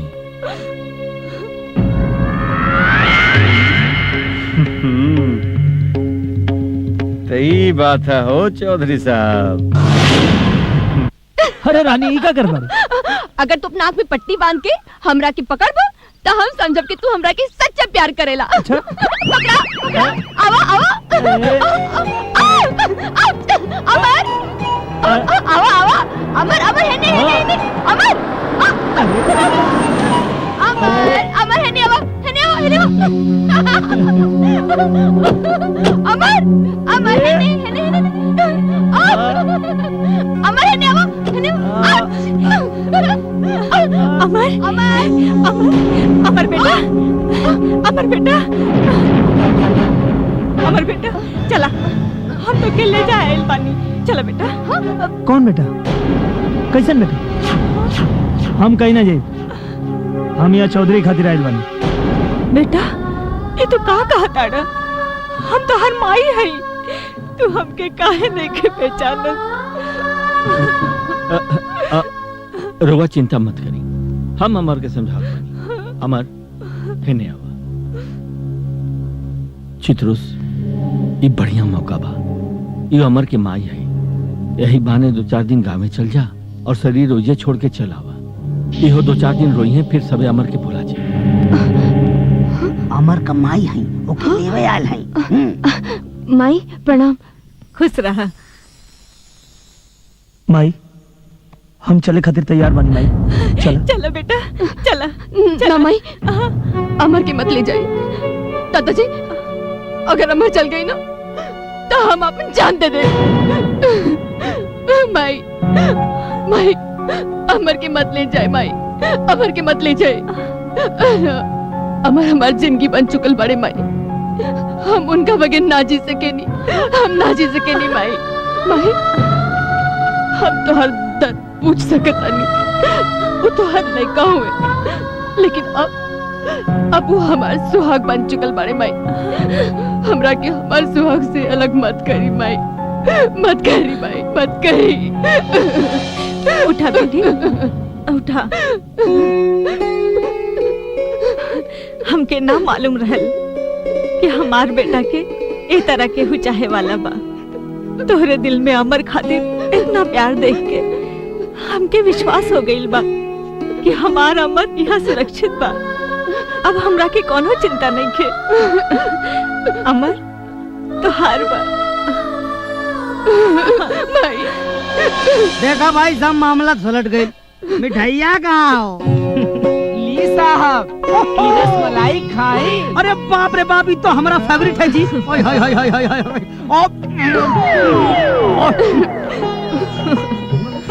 अरे भैया ज्यादा खाइबा ना तो और मोटा जाइबा। चुप रहता।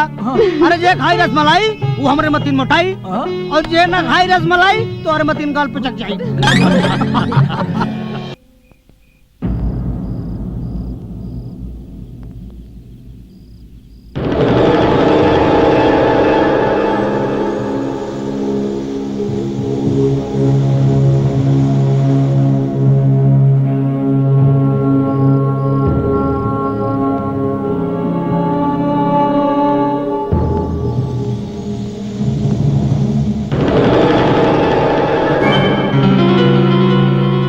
अरे चित्रुस, तू यहाँ? हाँ, हम यहाँ ई कहे खातिर नहीं है कि अपने बेटी के समझा दा। का भइल? का भइल? अरे 10 दिन से हमके परेशान कर रहल बिया। कबो यहाँ छिड़तिया, कबो वहाँ छिड़तिया, कबो गाल पे चुम्मा लेती है तो कबो होठे पे चुम्मा ले लेती है। देखा चौधरी, ओकरा के समझा दे। जब वो हमसे लिपटेले चिपटेले तो हमके बहुत परेशानी होले। हमके बहुत अजीब लगेला। कह दे हमके परेशान मत कर करो। अरे वो तो के परेशान ना करेली, वो तो तोसे बहुत प्यार करेली। बाकी चित्रुस, हम चाहतानी वो जितना तुझसे प्यार करेली वो से ज्यादा वो तुझसे नफरत करे। अगर तो ओकरा से पीछा छोड़ावल चाहत बड़ा तो जौन हम कहत बानी चुपचाप तू करत जा। अरे उसे पीछा छोड़ावे खातिर हम कुछ करे के तैयार बानी। बताओ क्या करेंगे? एक मिनट।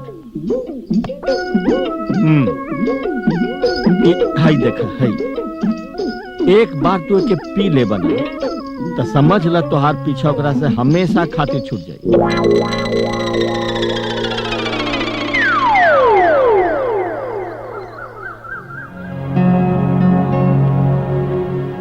चौधरी साहब नमस्कार। अरे लाल बिहारी जी, आई आई, नमस्कार नमस्कार। आई आई। आज इतना सवेरे सवेरे यहाँ कैसे? जी बस यहाँ से गुजरत रहनी, सोचने की आपको दर्शन करना चली। चलिए बढ़िया भाई, ले बहाने फिर से भेंट था भाई। आई भाई। अभी बताएं कि ठंडा लेप की गरम? अरे ना ना ना ना, कुछ ना चौधरी साहब, बस आपके दर्शन हो गए, हमार पेट भर गई। अमर के माई अमर के लेके गई का? अरे ना ना, वो तो यही बाड़ी, और जब ले अमर ठीक ना हो जाई हन तब ले यही रही हन। चलिए अच्छा कहनी चौधरी जी कि उनका के रोक लेनी। वो का बाकी माई के ममता और मोह बहुत जल्दी उनकर आगे ठीक कर दी। वैसे अमर कहाँ बाड़े? कहीं बाहर गई बाड़े का? हम मियाँ बानी। अमर, ये का बदतमीजी, नीचे उतरा। चुप बढ़ाओ। ना उतर। हे भगवान, ये कहाँ चढ़ गई ले? हम तो कोनो बात ना मानब। हम तोरे झांसा में आके इतना चढ़ गई कि यहाँ आ गई नहीं। ना बेटा, गलत बात, और बुजुर्ग की बात माने के चाहिए। हाँ, नीचे आ जा। ठीक बा, हम तो हर बात मान लेता नहीं। हमोगे बुढ़ऊ से कुछ बात करे के बा। और बुजुर्ग के बुढ़ऊ ने कह के चाहिए। चुप बैठ चिरकुट, बैठ।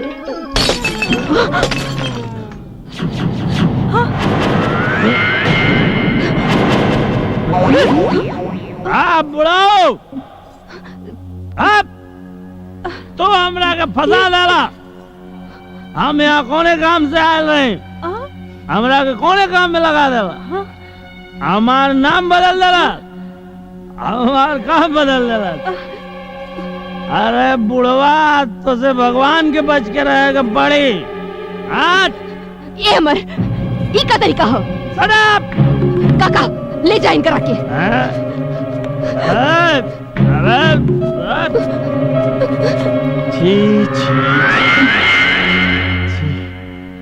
ऐसन पियक्कड़ दारूबाज लेकर से ब्याह करता नहीं।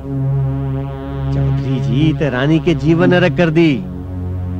चौधरी साहब, आप तक कंकड़ के बीच से हीरा निकाले वाला जौहरी हैं। कहां से ही गोबर के उठा के ले आईनी।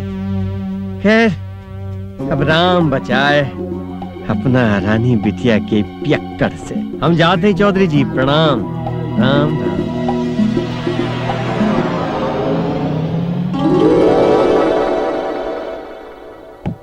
न जाने कहां कहां चल गई ले। अरे तो के कहां कहां ना ढूंढ लिया, तू ऐजा बैठल बाड़ा। अरे बाकी आ तो तू कमाल कर दिला। सबके मन में इतना नफरत पैदा हो गई कि कुछ कहे के बातें नहीं खे। पहले ही बतावा कि उ रहे का जोन तू हमके देले रहला। अरे वो तो सोमरस रहे। का सोमरस? हाँ, राक्षसी पे पदार्थ। छी छी छी छी छी छी, अमृत पान करे वाला के राक्षसी पे पदार्थ पिया देला तू। अब हमरा समझ में आया कि हमार स्वभाव इतना उग्र काहे हो गए रहे कि राक्षसी पे पदार्थ पी के तो हम पूरा राक्षस हो गए रही। दादाजी,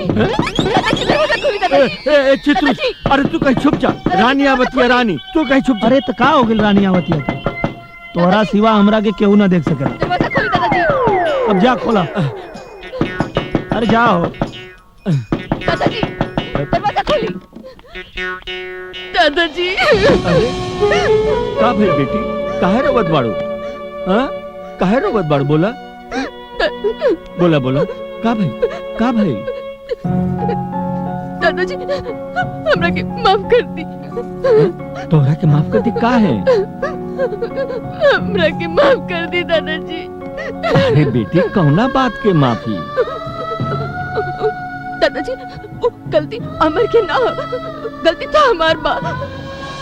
कहे के अमर के पिए के हम लगे दिले रहनी। दादाजी, अमर के माफ कर दी।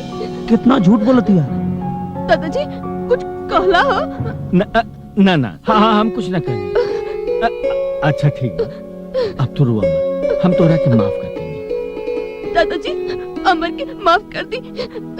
हाँ बेटा, पक्का माफ कर दे। जा जा, अमर के माफ कर दी। हाँ बेटा, पक्का माफ कर दे। जा पक्का।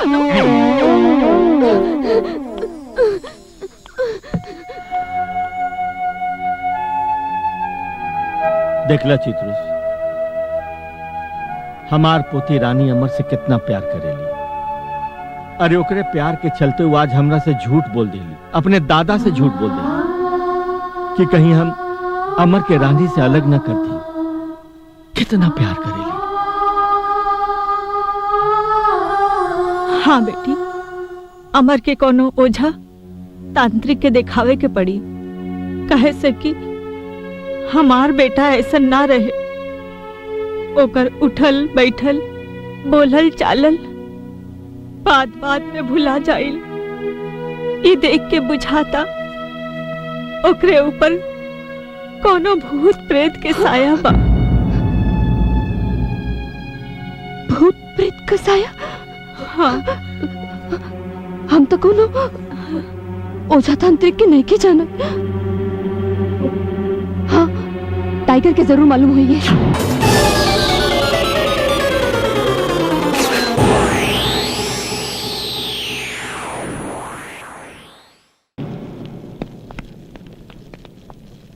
देखला सो, भूत एकरा के छोड़ के भाग गई। अब ले जा सो एकरा के।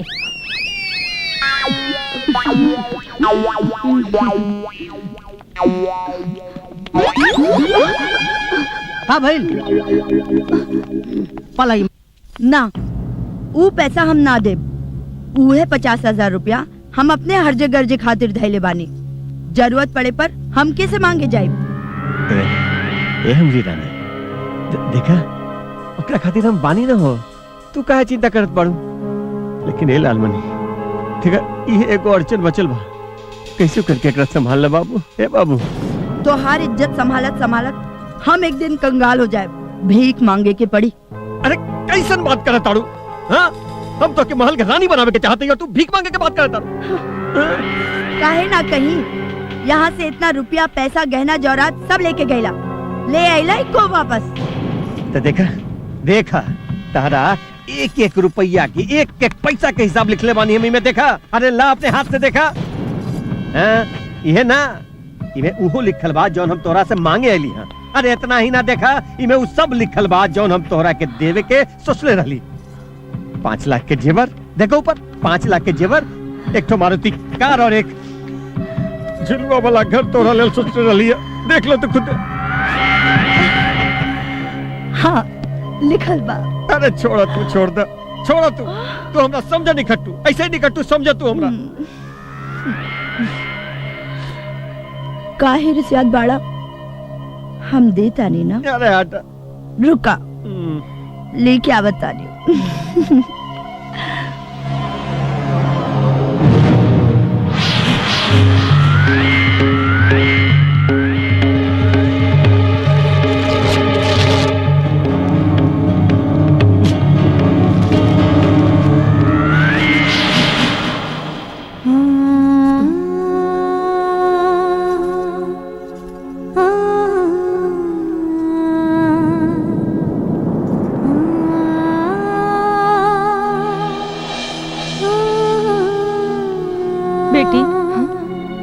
कब से अमर के सेवा में लागल बाड़ू?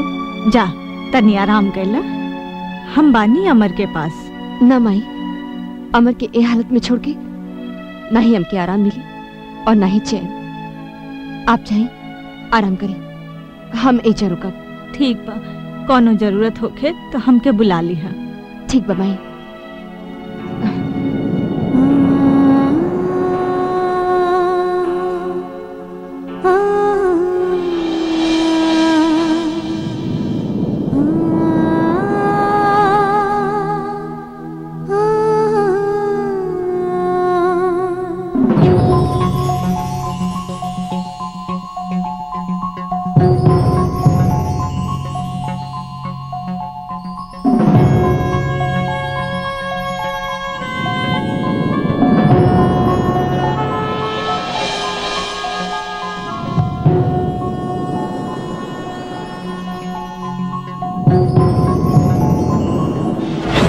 अमर के ना गलती तो हमार बा। आजा आजा अमर, अब हमार जिंदगी बन चुकल बाड़े, हम उनका बगैर ना जी सके। आप तो जिंदगी भर साथ रहे के हरी झंडी मिल गई बा। तनी एक बेर चिखा दो ना। अरे अमर तू यहाँ?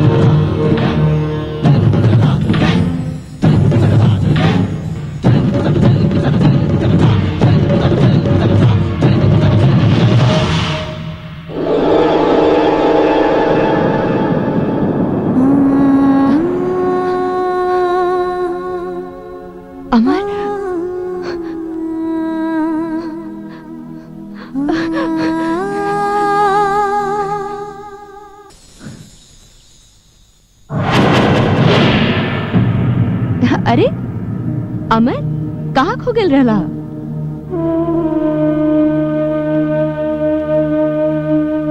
ये सोचत रही कि दुनिया कितना प्यारी बा। और हम? तू तो दुनिया से भी प्यारी बाड़ू।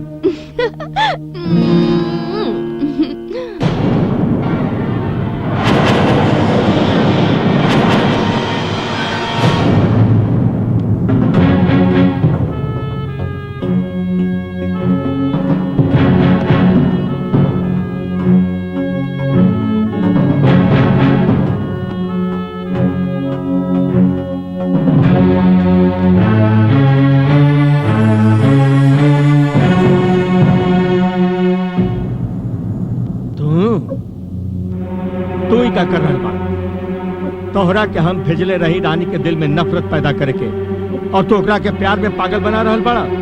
पागल तो हम हो गए बानी, और अब हम रानी के बिना एक पल ना रह पाई। बंद करा अपन बकवास। खाली 9 दिन रह गइल बा हमरा तोहरा ई धरती पर रहे के। एकरा बाद पर लोग जाए के बा, याद बा? याद बा, अच्छी तरह याद बा। लेकिन हम ही फैसला कर लेले बानी कि रानी के हम अपन बना के रहब। कहा तू स्वार्थी हो गइल बाड़ा चित्रुस।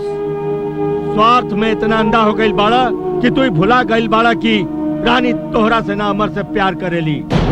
अरे तू तो खाली खड़ा होके इंसान के मौत देखे वाला एक दूत हवा। तू का जन्म प्यार के मतलब हम जान चुकल बानी चौधरी साहब, और अब हमरा मन में रानी के प्यार के बीज पनप चुकल बा। ओके विशाल वृक्ष बने से केहू ना रोक पाई। लगाम लगावा चित्रुस, अपना भावनाओं के रथ पर लगाम लगावा, न तो नफरत के खाई में गिर जाइबा। नफरत के खाई में? हाँ, जौना दिन रानी के तोहार असलियत मालूम हो जाए ना, ओही दिन तोहरे खातिर ओकरा दिल से सौंसे प्यार नफरत में बदल जाए। एक बात याद रखिए, इंसान खाली इंसान से प्यार कर सकेला, कौनो दूध से ना, कौनो दूध से ना, कौनो दूध से ना, कौनो दूध से ना। हे ईश्वर, हे सर्वशक्तिमान, मुझे दर्शन दो प्रभु। मेरी विनती सुनो, मैं आपसे विनती करना चाहता हूं। क्या कहना चाहते हैं?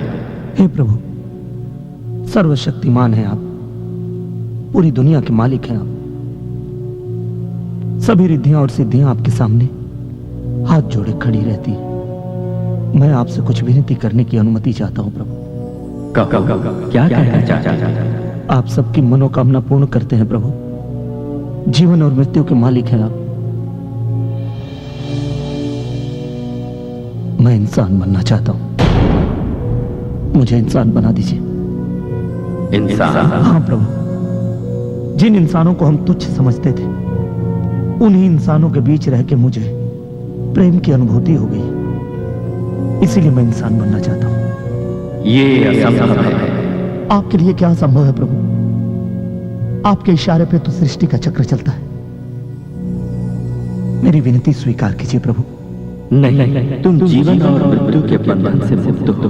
तुमने देवदूतों की मर्यादा भूलकर एक इंसान का शरीर धारण कर लिया, जिसकी वजह से तुम्हारे अंदर मृत्यु लोक के माया जाल का वास हो गया, और यही कारण है कि तुम अपना विवेक खो बैठे हो। नहीं प्रभु, मानव का शरीर धारण करने के पश्चात ही मेरा विवेक जागृत हुआ है, और तभी मुझे पता चला कि जिसको हम मोह माया का कपट जाल समझते हैं, उसमें प्रेम जैसा महासुखदायी आनंद भी उपलब्ध है, और उस सुख का रसास्वादन हम कर चुके हैं प्रभु, और अब हम पूरी तरह इंसान बनना चाहते हैं। तुम्हारी ये मनोकामना पूरी नहीं की जा सकती, क्योंकि तुमने सृष्टि के नियम का उल्लंघन किया है। तुम्हें इसकी सजा मिलेगी। सबसे पहले तुम्हें जो कार्य सौंपा गया है, उसे पूरा करके आओ।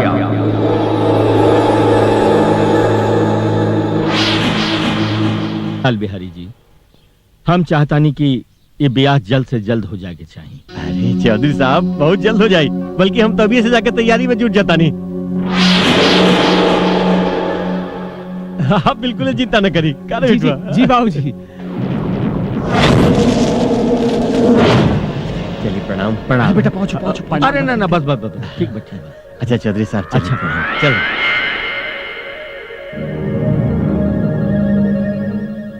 ये आप क्या करते हैं चौधरी साहब?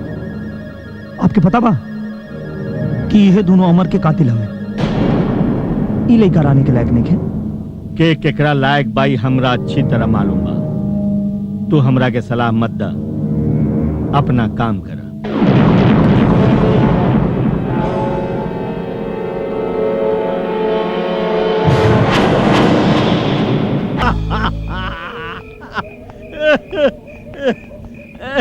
बेटा मजा आ गया, बहुत मजा आ गया, बहुत मजा। रानी के साथ तुम्हारा ब्याह तय हो गई ना, हमारा तो सपना सब सपना पूरा हो गया। अरे बेटवा अब ससुरा तू भी खुश और हम भी खुश। हाँ बाबूजी हाँ बैठ चलिए बाबूजी गाड़ी स्टार्ट करें चले। अरे जियो रे रानी रानी गाड़ी बढ़ा चल गाड़ी रे बाबूजी लागत है तोरा के नशा ढेर चढ़ गया। अजब 11वां तो लगावा। गियर लगा ले वानी देख देख देख ससुर ने चलाता है गियर वो लगावे से ना चलाता है पता नहीं कहाँ है। अरे ससुर टायर तो नाचत ना हो लेकिन गाड़ियाँ नहीं के पड़त रे। अरे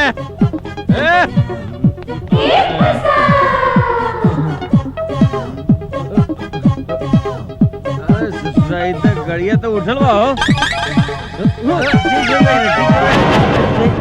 देख उधर बेटा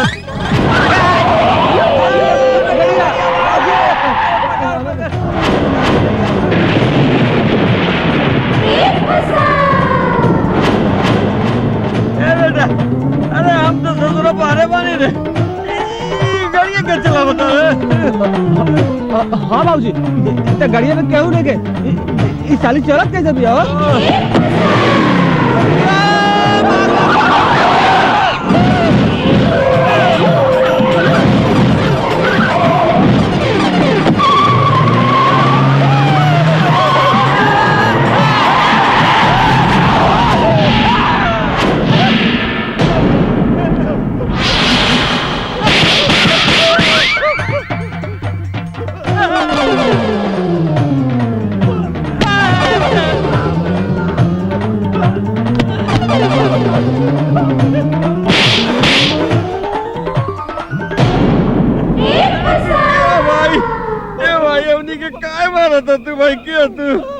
तोहनी के जाके भगवान दास चौधरी के सामने अपन गुनाह कबूल करा कि अमर के खून तोहनी के कैले बाड़ा सा। अमर होता जिंदाबाद। वो अमर के सिर्फ शरीर है लेकिन तोहनी के सब जाने की कोशिश मत कर। चुपचाप जाके अपन गुनाह कबूल करा। हाँ बाबूजी कल जाके हमने गुनाह कबूल कर लो जाए।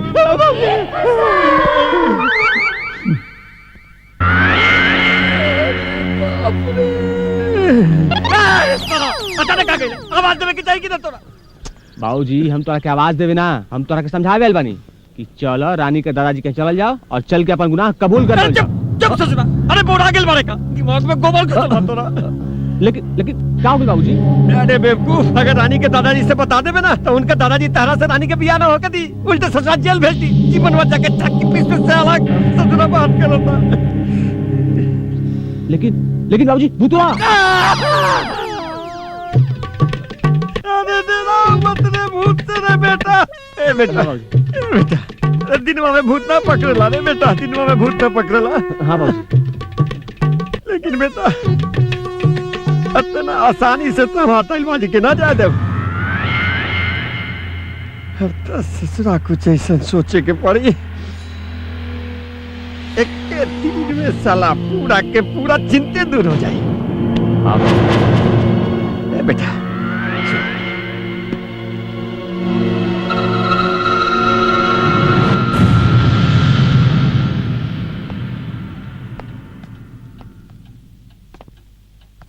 अरे आप और यहाँ का बात बा। हम बड़ा सोच विचार के बाद ही नतीजा पर पहुंचल बानी चित्रुस कि तू अमर के शरीर कहीं छोड़ा बा।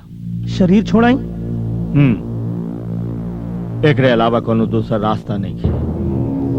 जब तक अमर के शरीर यहाँ रही तब तक कोई न कोई बखेड़ा होत रही और हम रानी के ब्याह में कोनो बखेड़ा नहीं की चाहत। लेकिन जब अमर के बारे में रानी पूछी तब का जवाब दे। ये सोचल हमार काम है चित्रुस। तू खाली उतने कर जौन हम चाहता नहीं। तू अगर हमार और रानी के भलाई चाहता रह तो अमर के शरीर कहीं छोड़ा समझला।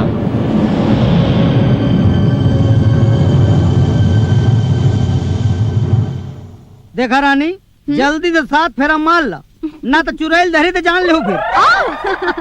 कच्चा चबा जाइब हम चुड़ैल के। कच्चा चबा जाई कहाँ बाणे चकरा खातिर कच्चा चबा जाई। अरे आजकल तो हमरा से ज्यादा उनका के दादाजी के फिक्र बा। कोई है गप लड़ावा दादाजी के पास। अच्छा हाँ फटाफट नाश्ता मारा। चला हमनियों के लड़ावल जाओ। का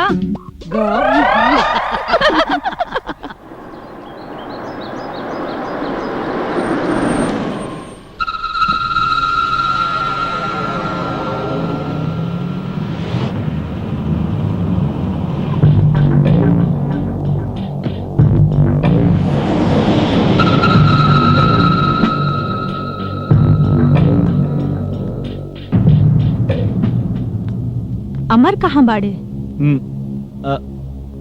अमर के कहीं हम भेजनी है। ठीक बा।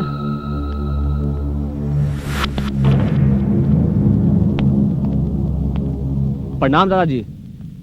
अरे रंजीत, खुश रहा। तू यहाँ का बात बा? बाबूजी आपके फौरन बुलौली हैं। हमके फौरन बुलेनी है का है? दादाजी अमर बाबूजी के पास बैठल बा, जल्दी चली ना तो अनर्थ हो जाई। अमर ओझा बैठा बा। अब चल चलिए।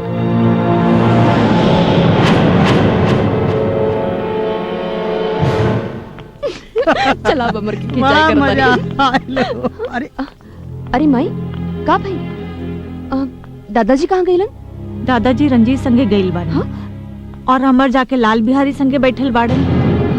और उ रंजीत कोनो अनर्थ होके के बात करत रहलन।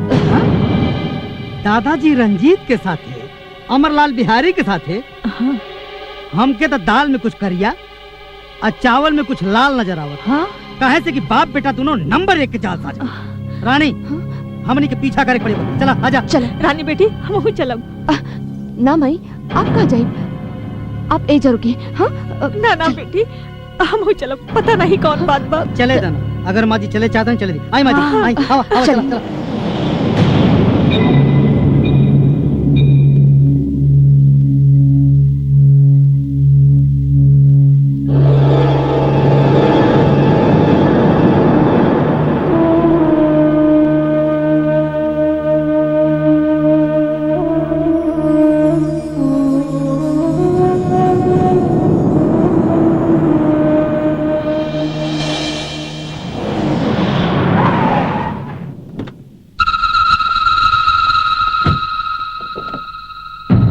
आई दादाजी। अरे दादाजी क्या दिक्कत पड़ी? आई ना, आई आई।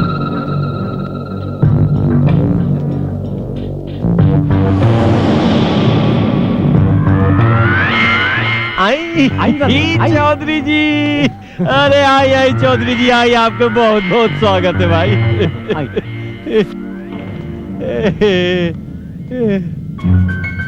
अरे इधर उधर का देखते भाई, ये हमारा असल रूप है, बाकी सब नकली रहे। कहा है ना चौधरी जी कि नकली भेष बदलत बदलत हम उकता गए लले ससुरा। अमर कहाँ बाड़े?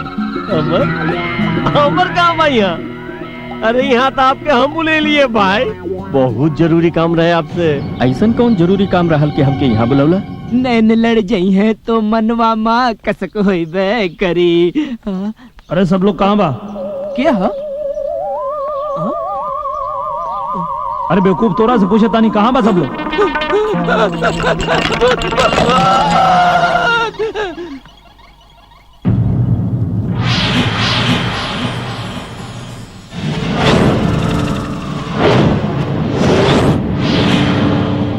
अब क्या बताए चौधरी जी, इस सब चक्कर ससुर दौलत के बा।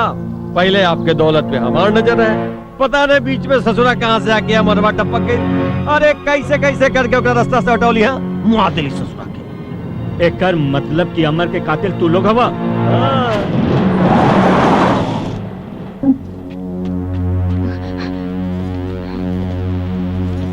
अरे ये तो गाड़ी रंजीतवा कहो।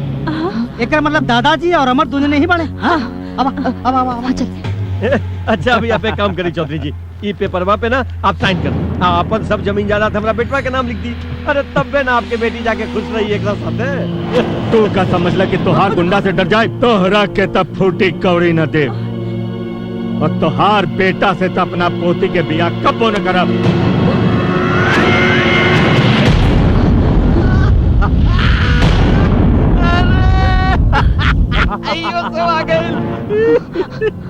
एकरे कल जाला चौधरी साहब बिल्ली के भागे चीका टूटल। अब तो तू बुढ़ा पिया हो करैबा ई पेपर पे साइन हो करबा। ए सुन रे ले जो सबके बांध दे छोड़ो तू बुढ़ा के ले जा, बुढ़ा के भी बांध दे।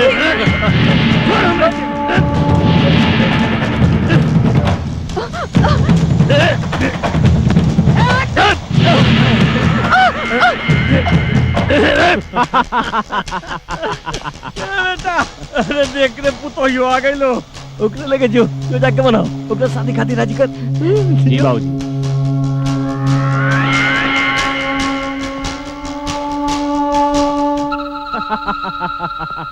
अरे अरे अरे हमारा रानी के पसीना आ गइल बा।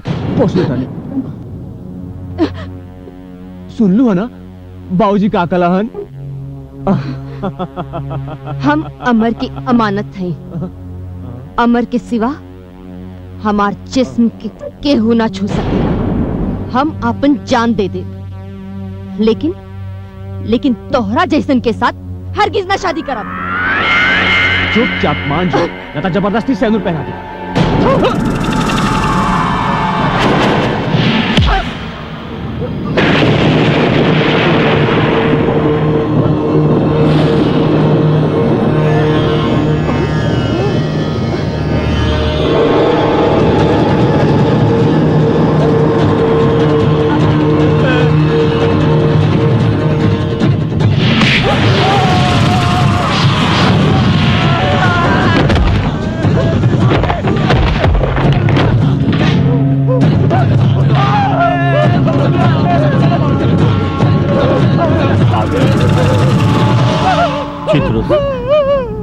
हमसे बहुत बड़ गलती हो गई चित्रुस की हम तो हर बात ना मनी। इन नीच निकम्मा के साथ हम अपना पोती के ब्याह कब्बो न करब। अगर रानी के प्रति तोरा दिल में जरा भी प्यार बा तो तू रानी के रक्षा कर चित्रुस, रानी के रक्षा कर। चिंता मत करो चौधरी जी, हमरा रहते रानी के खरोच भी नहीं।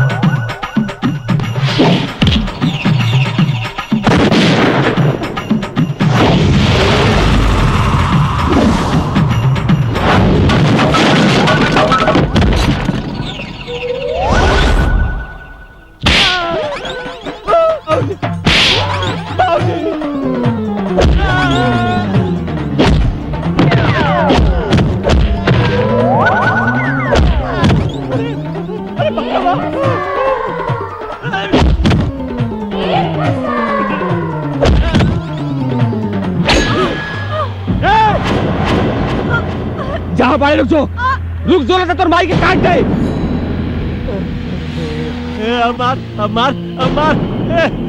मार के दिखा साले। ए बेटा लगा लेना रे। दोनों हरकत ना नहीं बुढ़िया के काट दे।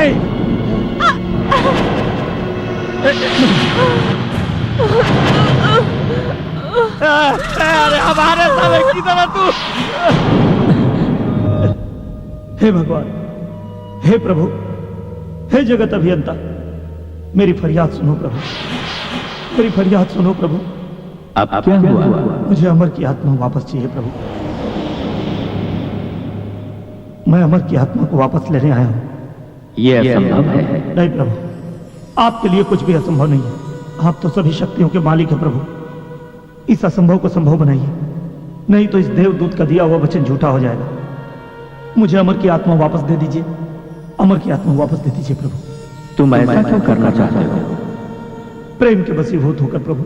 प्रेम के वशीभूत होकर? हाँ प्रभु, जिस प्रेम के वशीभूत होकर आपने मृत्यु लोक में बार बार जन्म लिया, जिस प्रेम के चलते आप थोड़े से माखन के लिए गोपियों के सामने नाचते थे और शबरी की झूठी बेर खाई, संसार में तरह तरह की लीलाएं की, उसी प्रेम की छोटी सी अनुभूति मुझे हो गई है प्रभु। मैं दो प्रेमियों को मिलाना चाहता हूं प्रभु।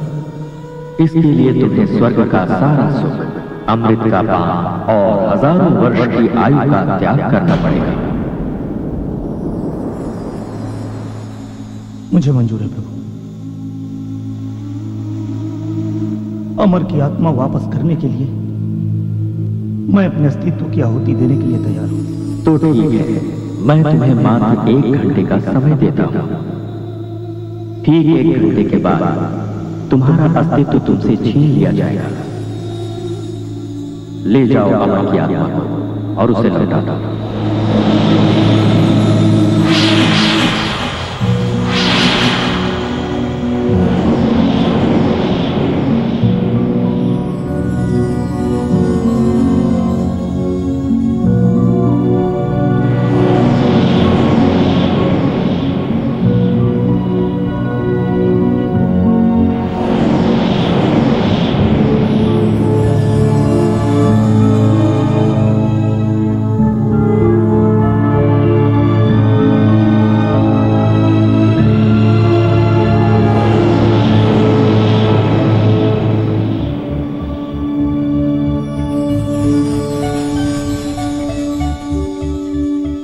अमर की आत्मा, तुम कहां हो?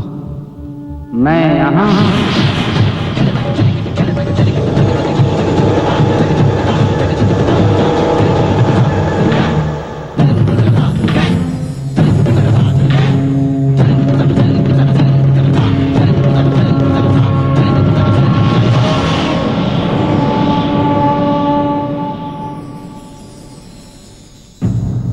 लालमणि, ये सुना हो तने तू एक काम करा, दुल्हन के जोड़ा और साथ में ब्याह करावे वाला पंडित को के ले गया। अरे हाँ, अरे हाँ, अरे हाँ, अरे साथे सुहागरो सजाई। तू आवा तो सही पहले जल्दी। हाँ जल्दी आवा जल्दी। देखी भैया, ये लावारिस लाश है, एकर क्रियाक्रम कर दिया जाए ना तो एकर आत्मा ना भटकी।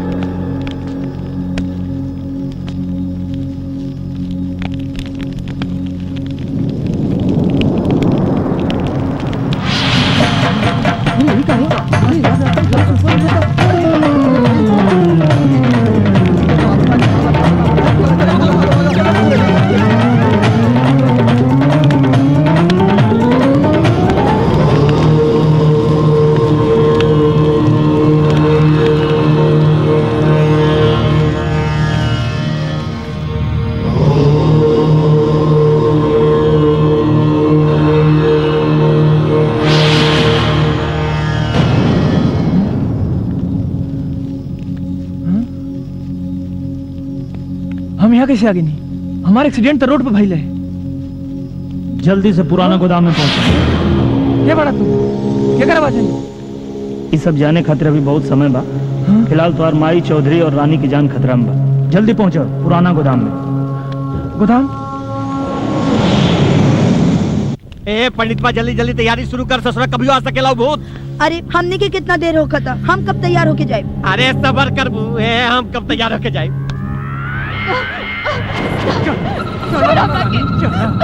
दादाजी जी देखा अपन दुल्हनिया के तैयार करके लेके आ गई शादी का जोड़ा में। चल अरे शाबाश रे बेटा, शाबाश। ससुरा तू साबित कर दे बेटवा कि तू हमारा ओरिजिनल बेटा है रे। ये सब का है लाल बिहारी? ये शादी के जोड़ा तो हमरे खातिर मंगौले रहला। ए साली रंडी, अरे तू का बुझलो कि हम तारा जैसन रंडी से ब्याह करके अपन कुल खानदान के नाश कर दी? ए रंडी की औलाद, कौने कुल खानदान के बात करत बाड़े रे? तोर कुल खानदान था एक नंबर के हरामी और बेईमान लौकत। और हाँ, एक रंडी के दौलत खाए वाला भड़वा और दलाल कहलावेला। तो के कौन से नाम से बुलाई रे? अरे शांत रह लालमणि, तू अपन औकात भुला गेल बबनी, तू अपन ना आज हम तोके अपन औकात दिखाई। अगर कोई हिली तो हम एक भेजा उड़ा दे। ए लालमणि लालमणि लालमणि देखा मजाक करत नहीं। ए चुप साले, आज हम तोहार झांसा में ना आई। बोल अपने हरामी औलाद के कि रानी के छोड़ दे। अब हम के हुआ और की जिंदगी बर्बाद ना होके दे। बोलते बेटा छोड़। रानी तू जल्दी से यहाँ से चौधरी जी के लेके चल जा। क्या करता रे? जल्दी जा। अरे चौधरी का दौलत में तोरो हिस्सा बने। चुप रह साले, आज तलक ना हम हराम की दौलत खाई नहीं ना तोके खाई दे।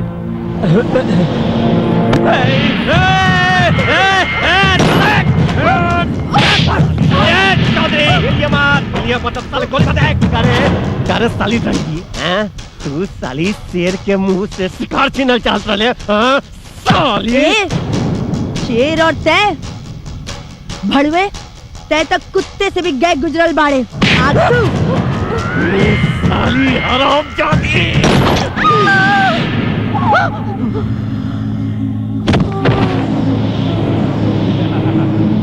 साली संती हमरा से शादी करके चाहत रहे। चले जा, जाओ जा दुल्हनिया के लेके आ। फेंक रही के चलो भगवान को आगे हम सब शांत रह।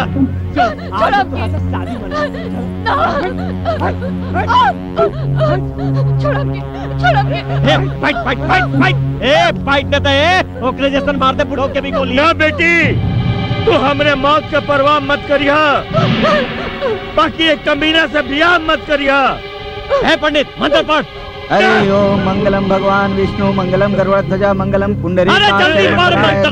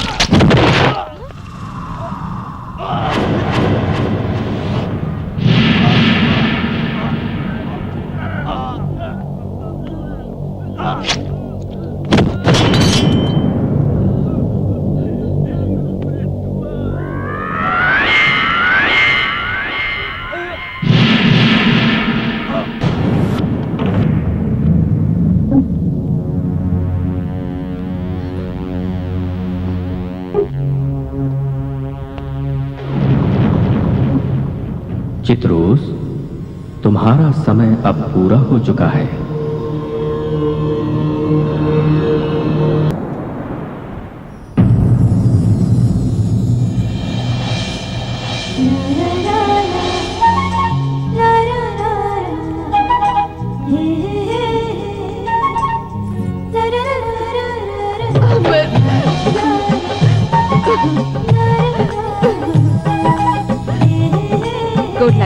आशीर्वाद दे दिए भगवानियों के। प्रणाम दादाजी। सुखी रहे। दादाजी अब हमनियों दोनों प्राणी ही रह जा। हम अमर के सेक्रेटरी बन जाओ और ई जौन बबली बा उ रानी के लइका खिलाई। अच्छा तू लोग अब चल। चल आओ आओ आओ चलो चला चला चला आवा आवा पंडित जी खूब प्रसाद छिड़कत हवे।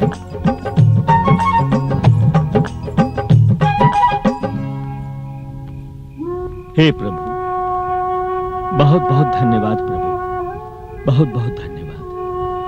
भगवान दास चौधरी भगवान दास आज्ञा प्रभु। धरती पे तोहार समय पूरा हो चुकल बा।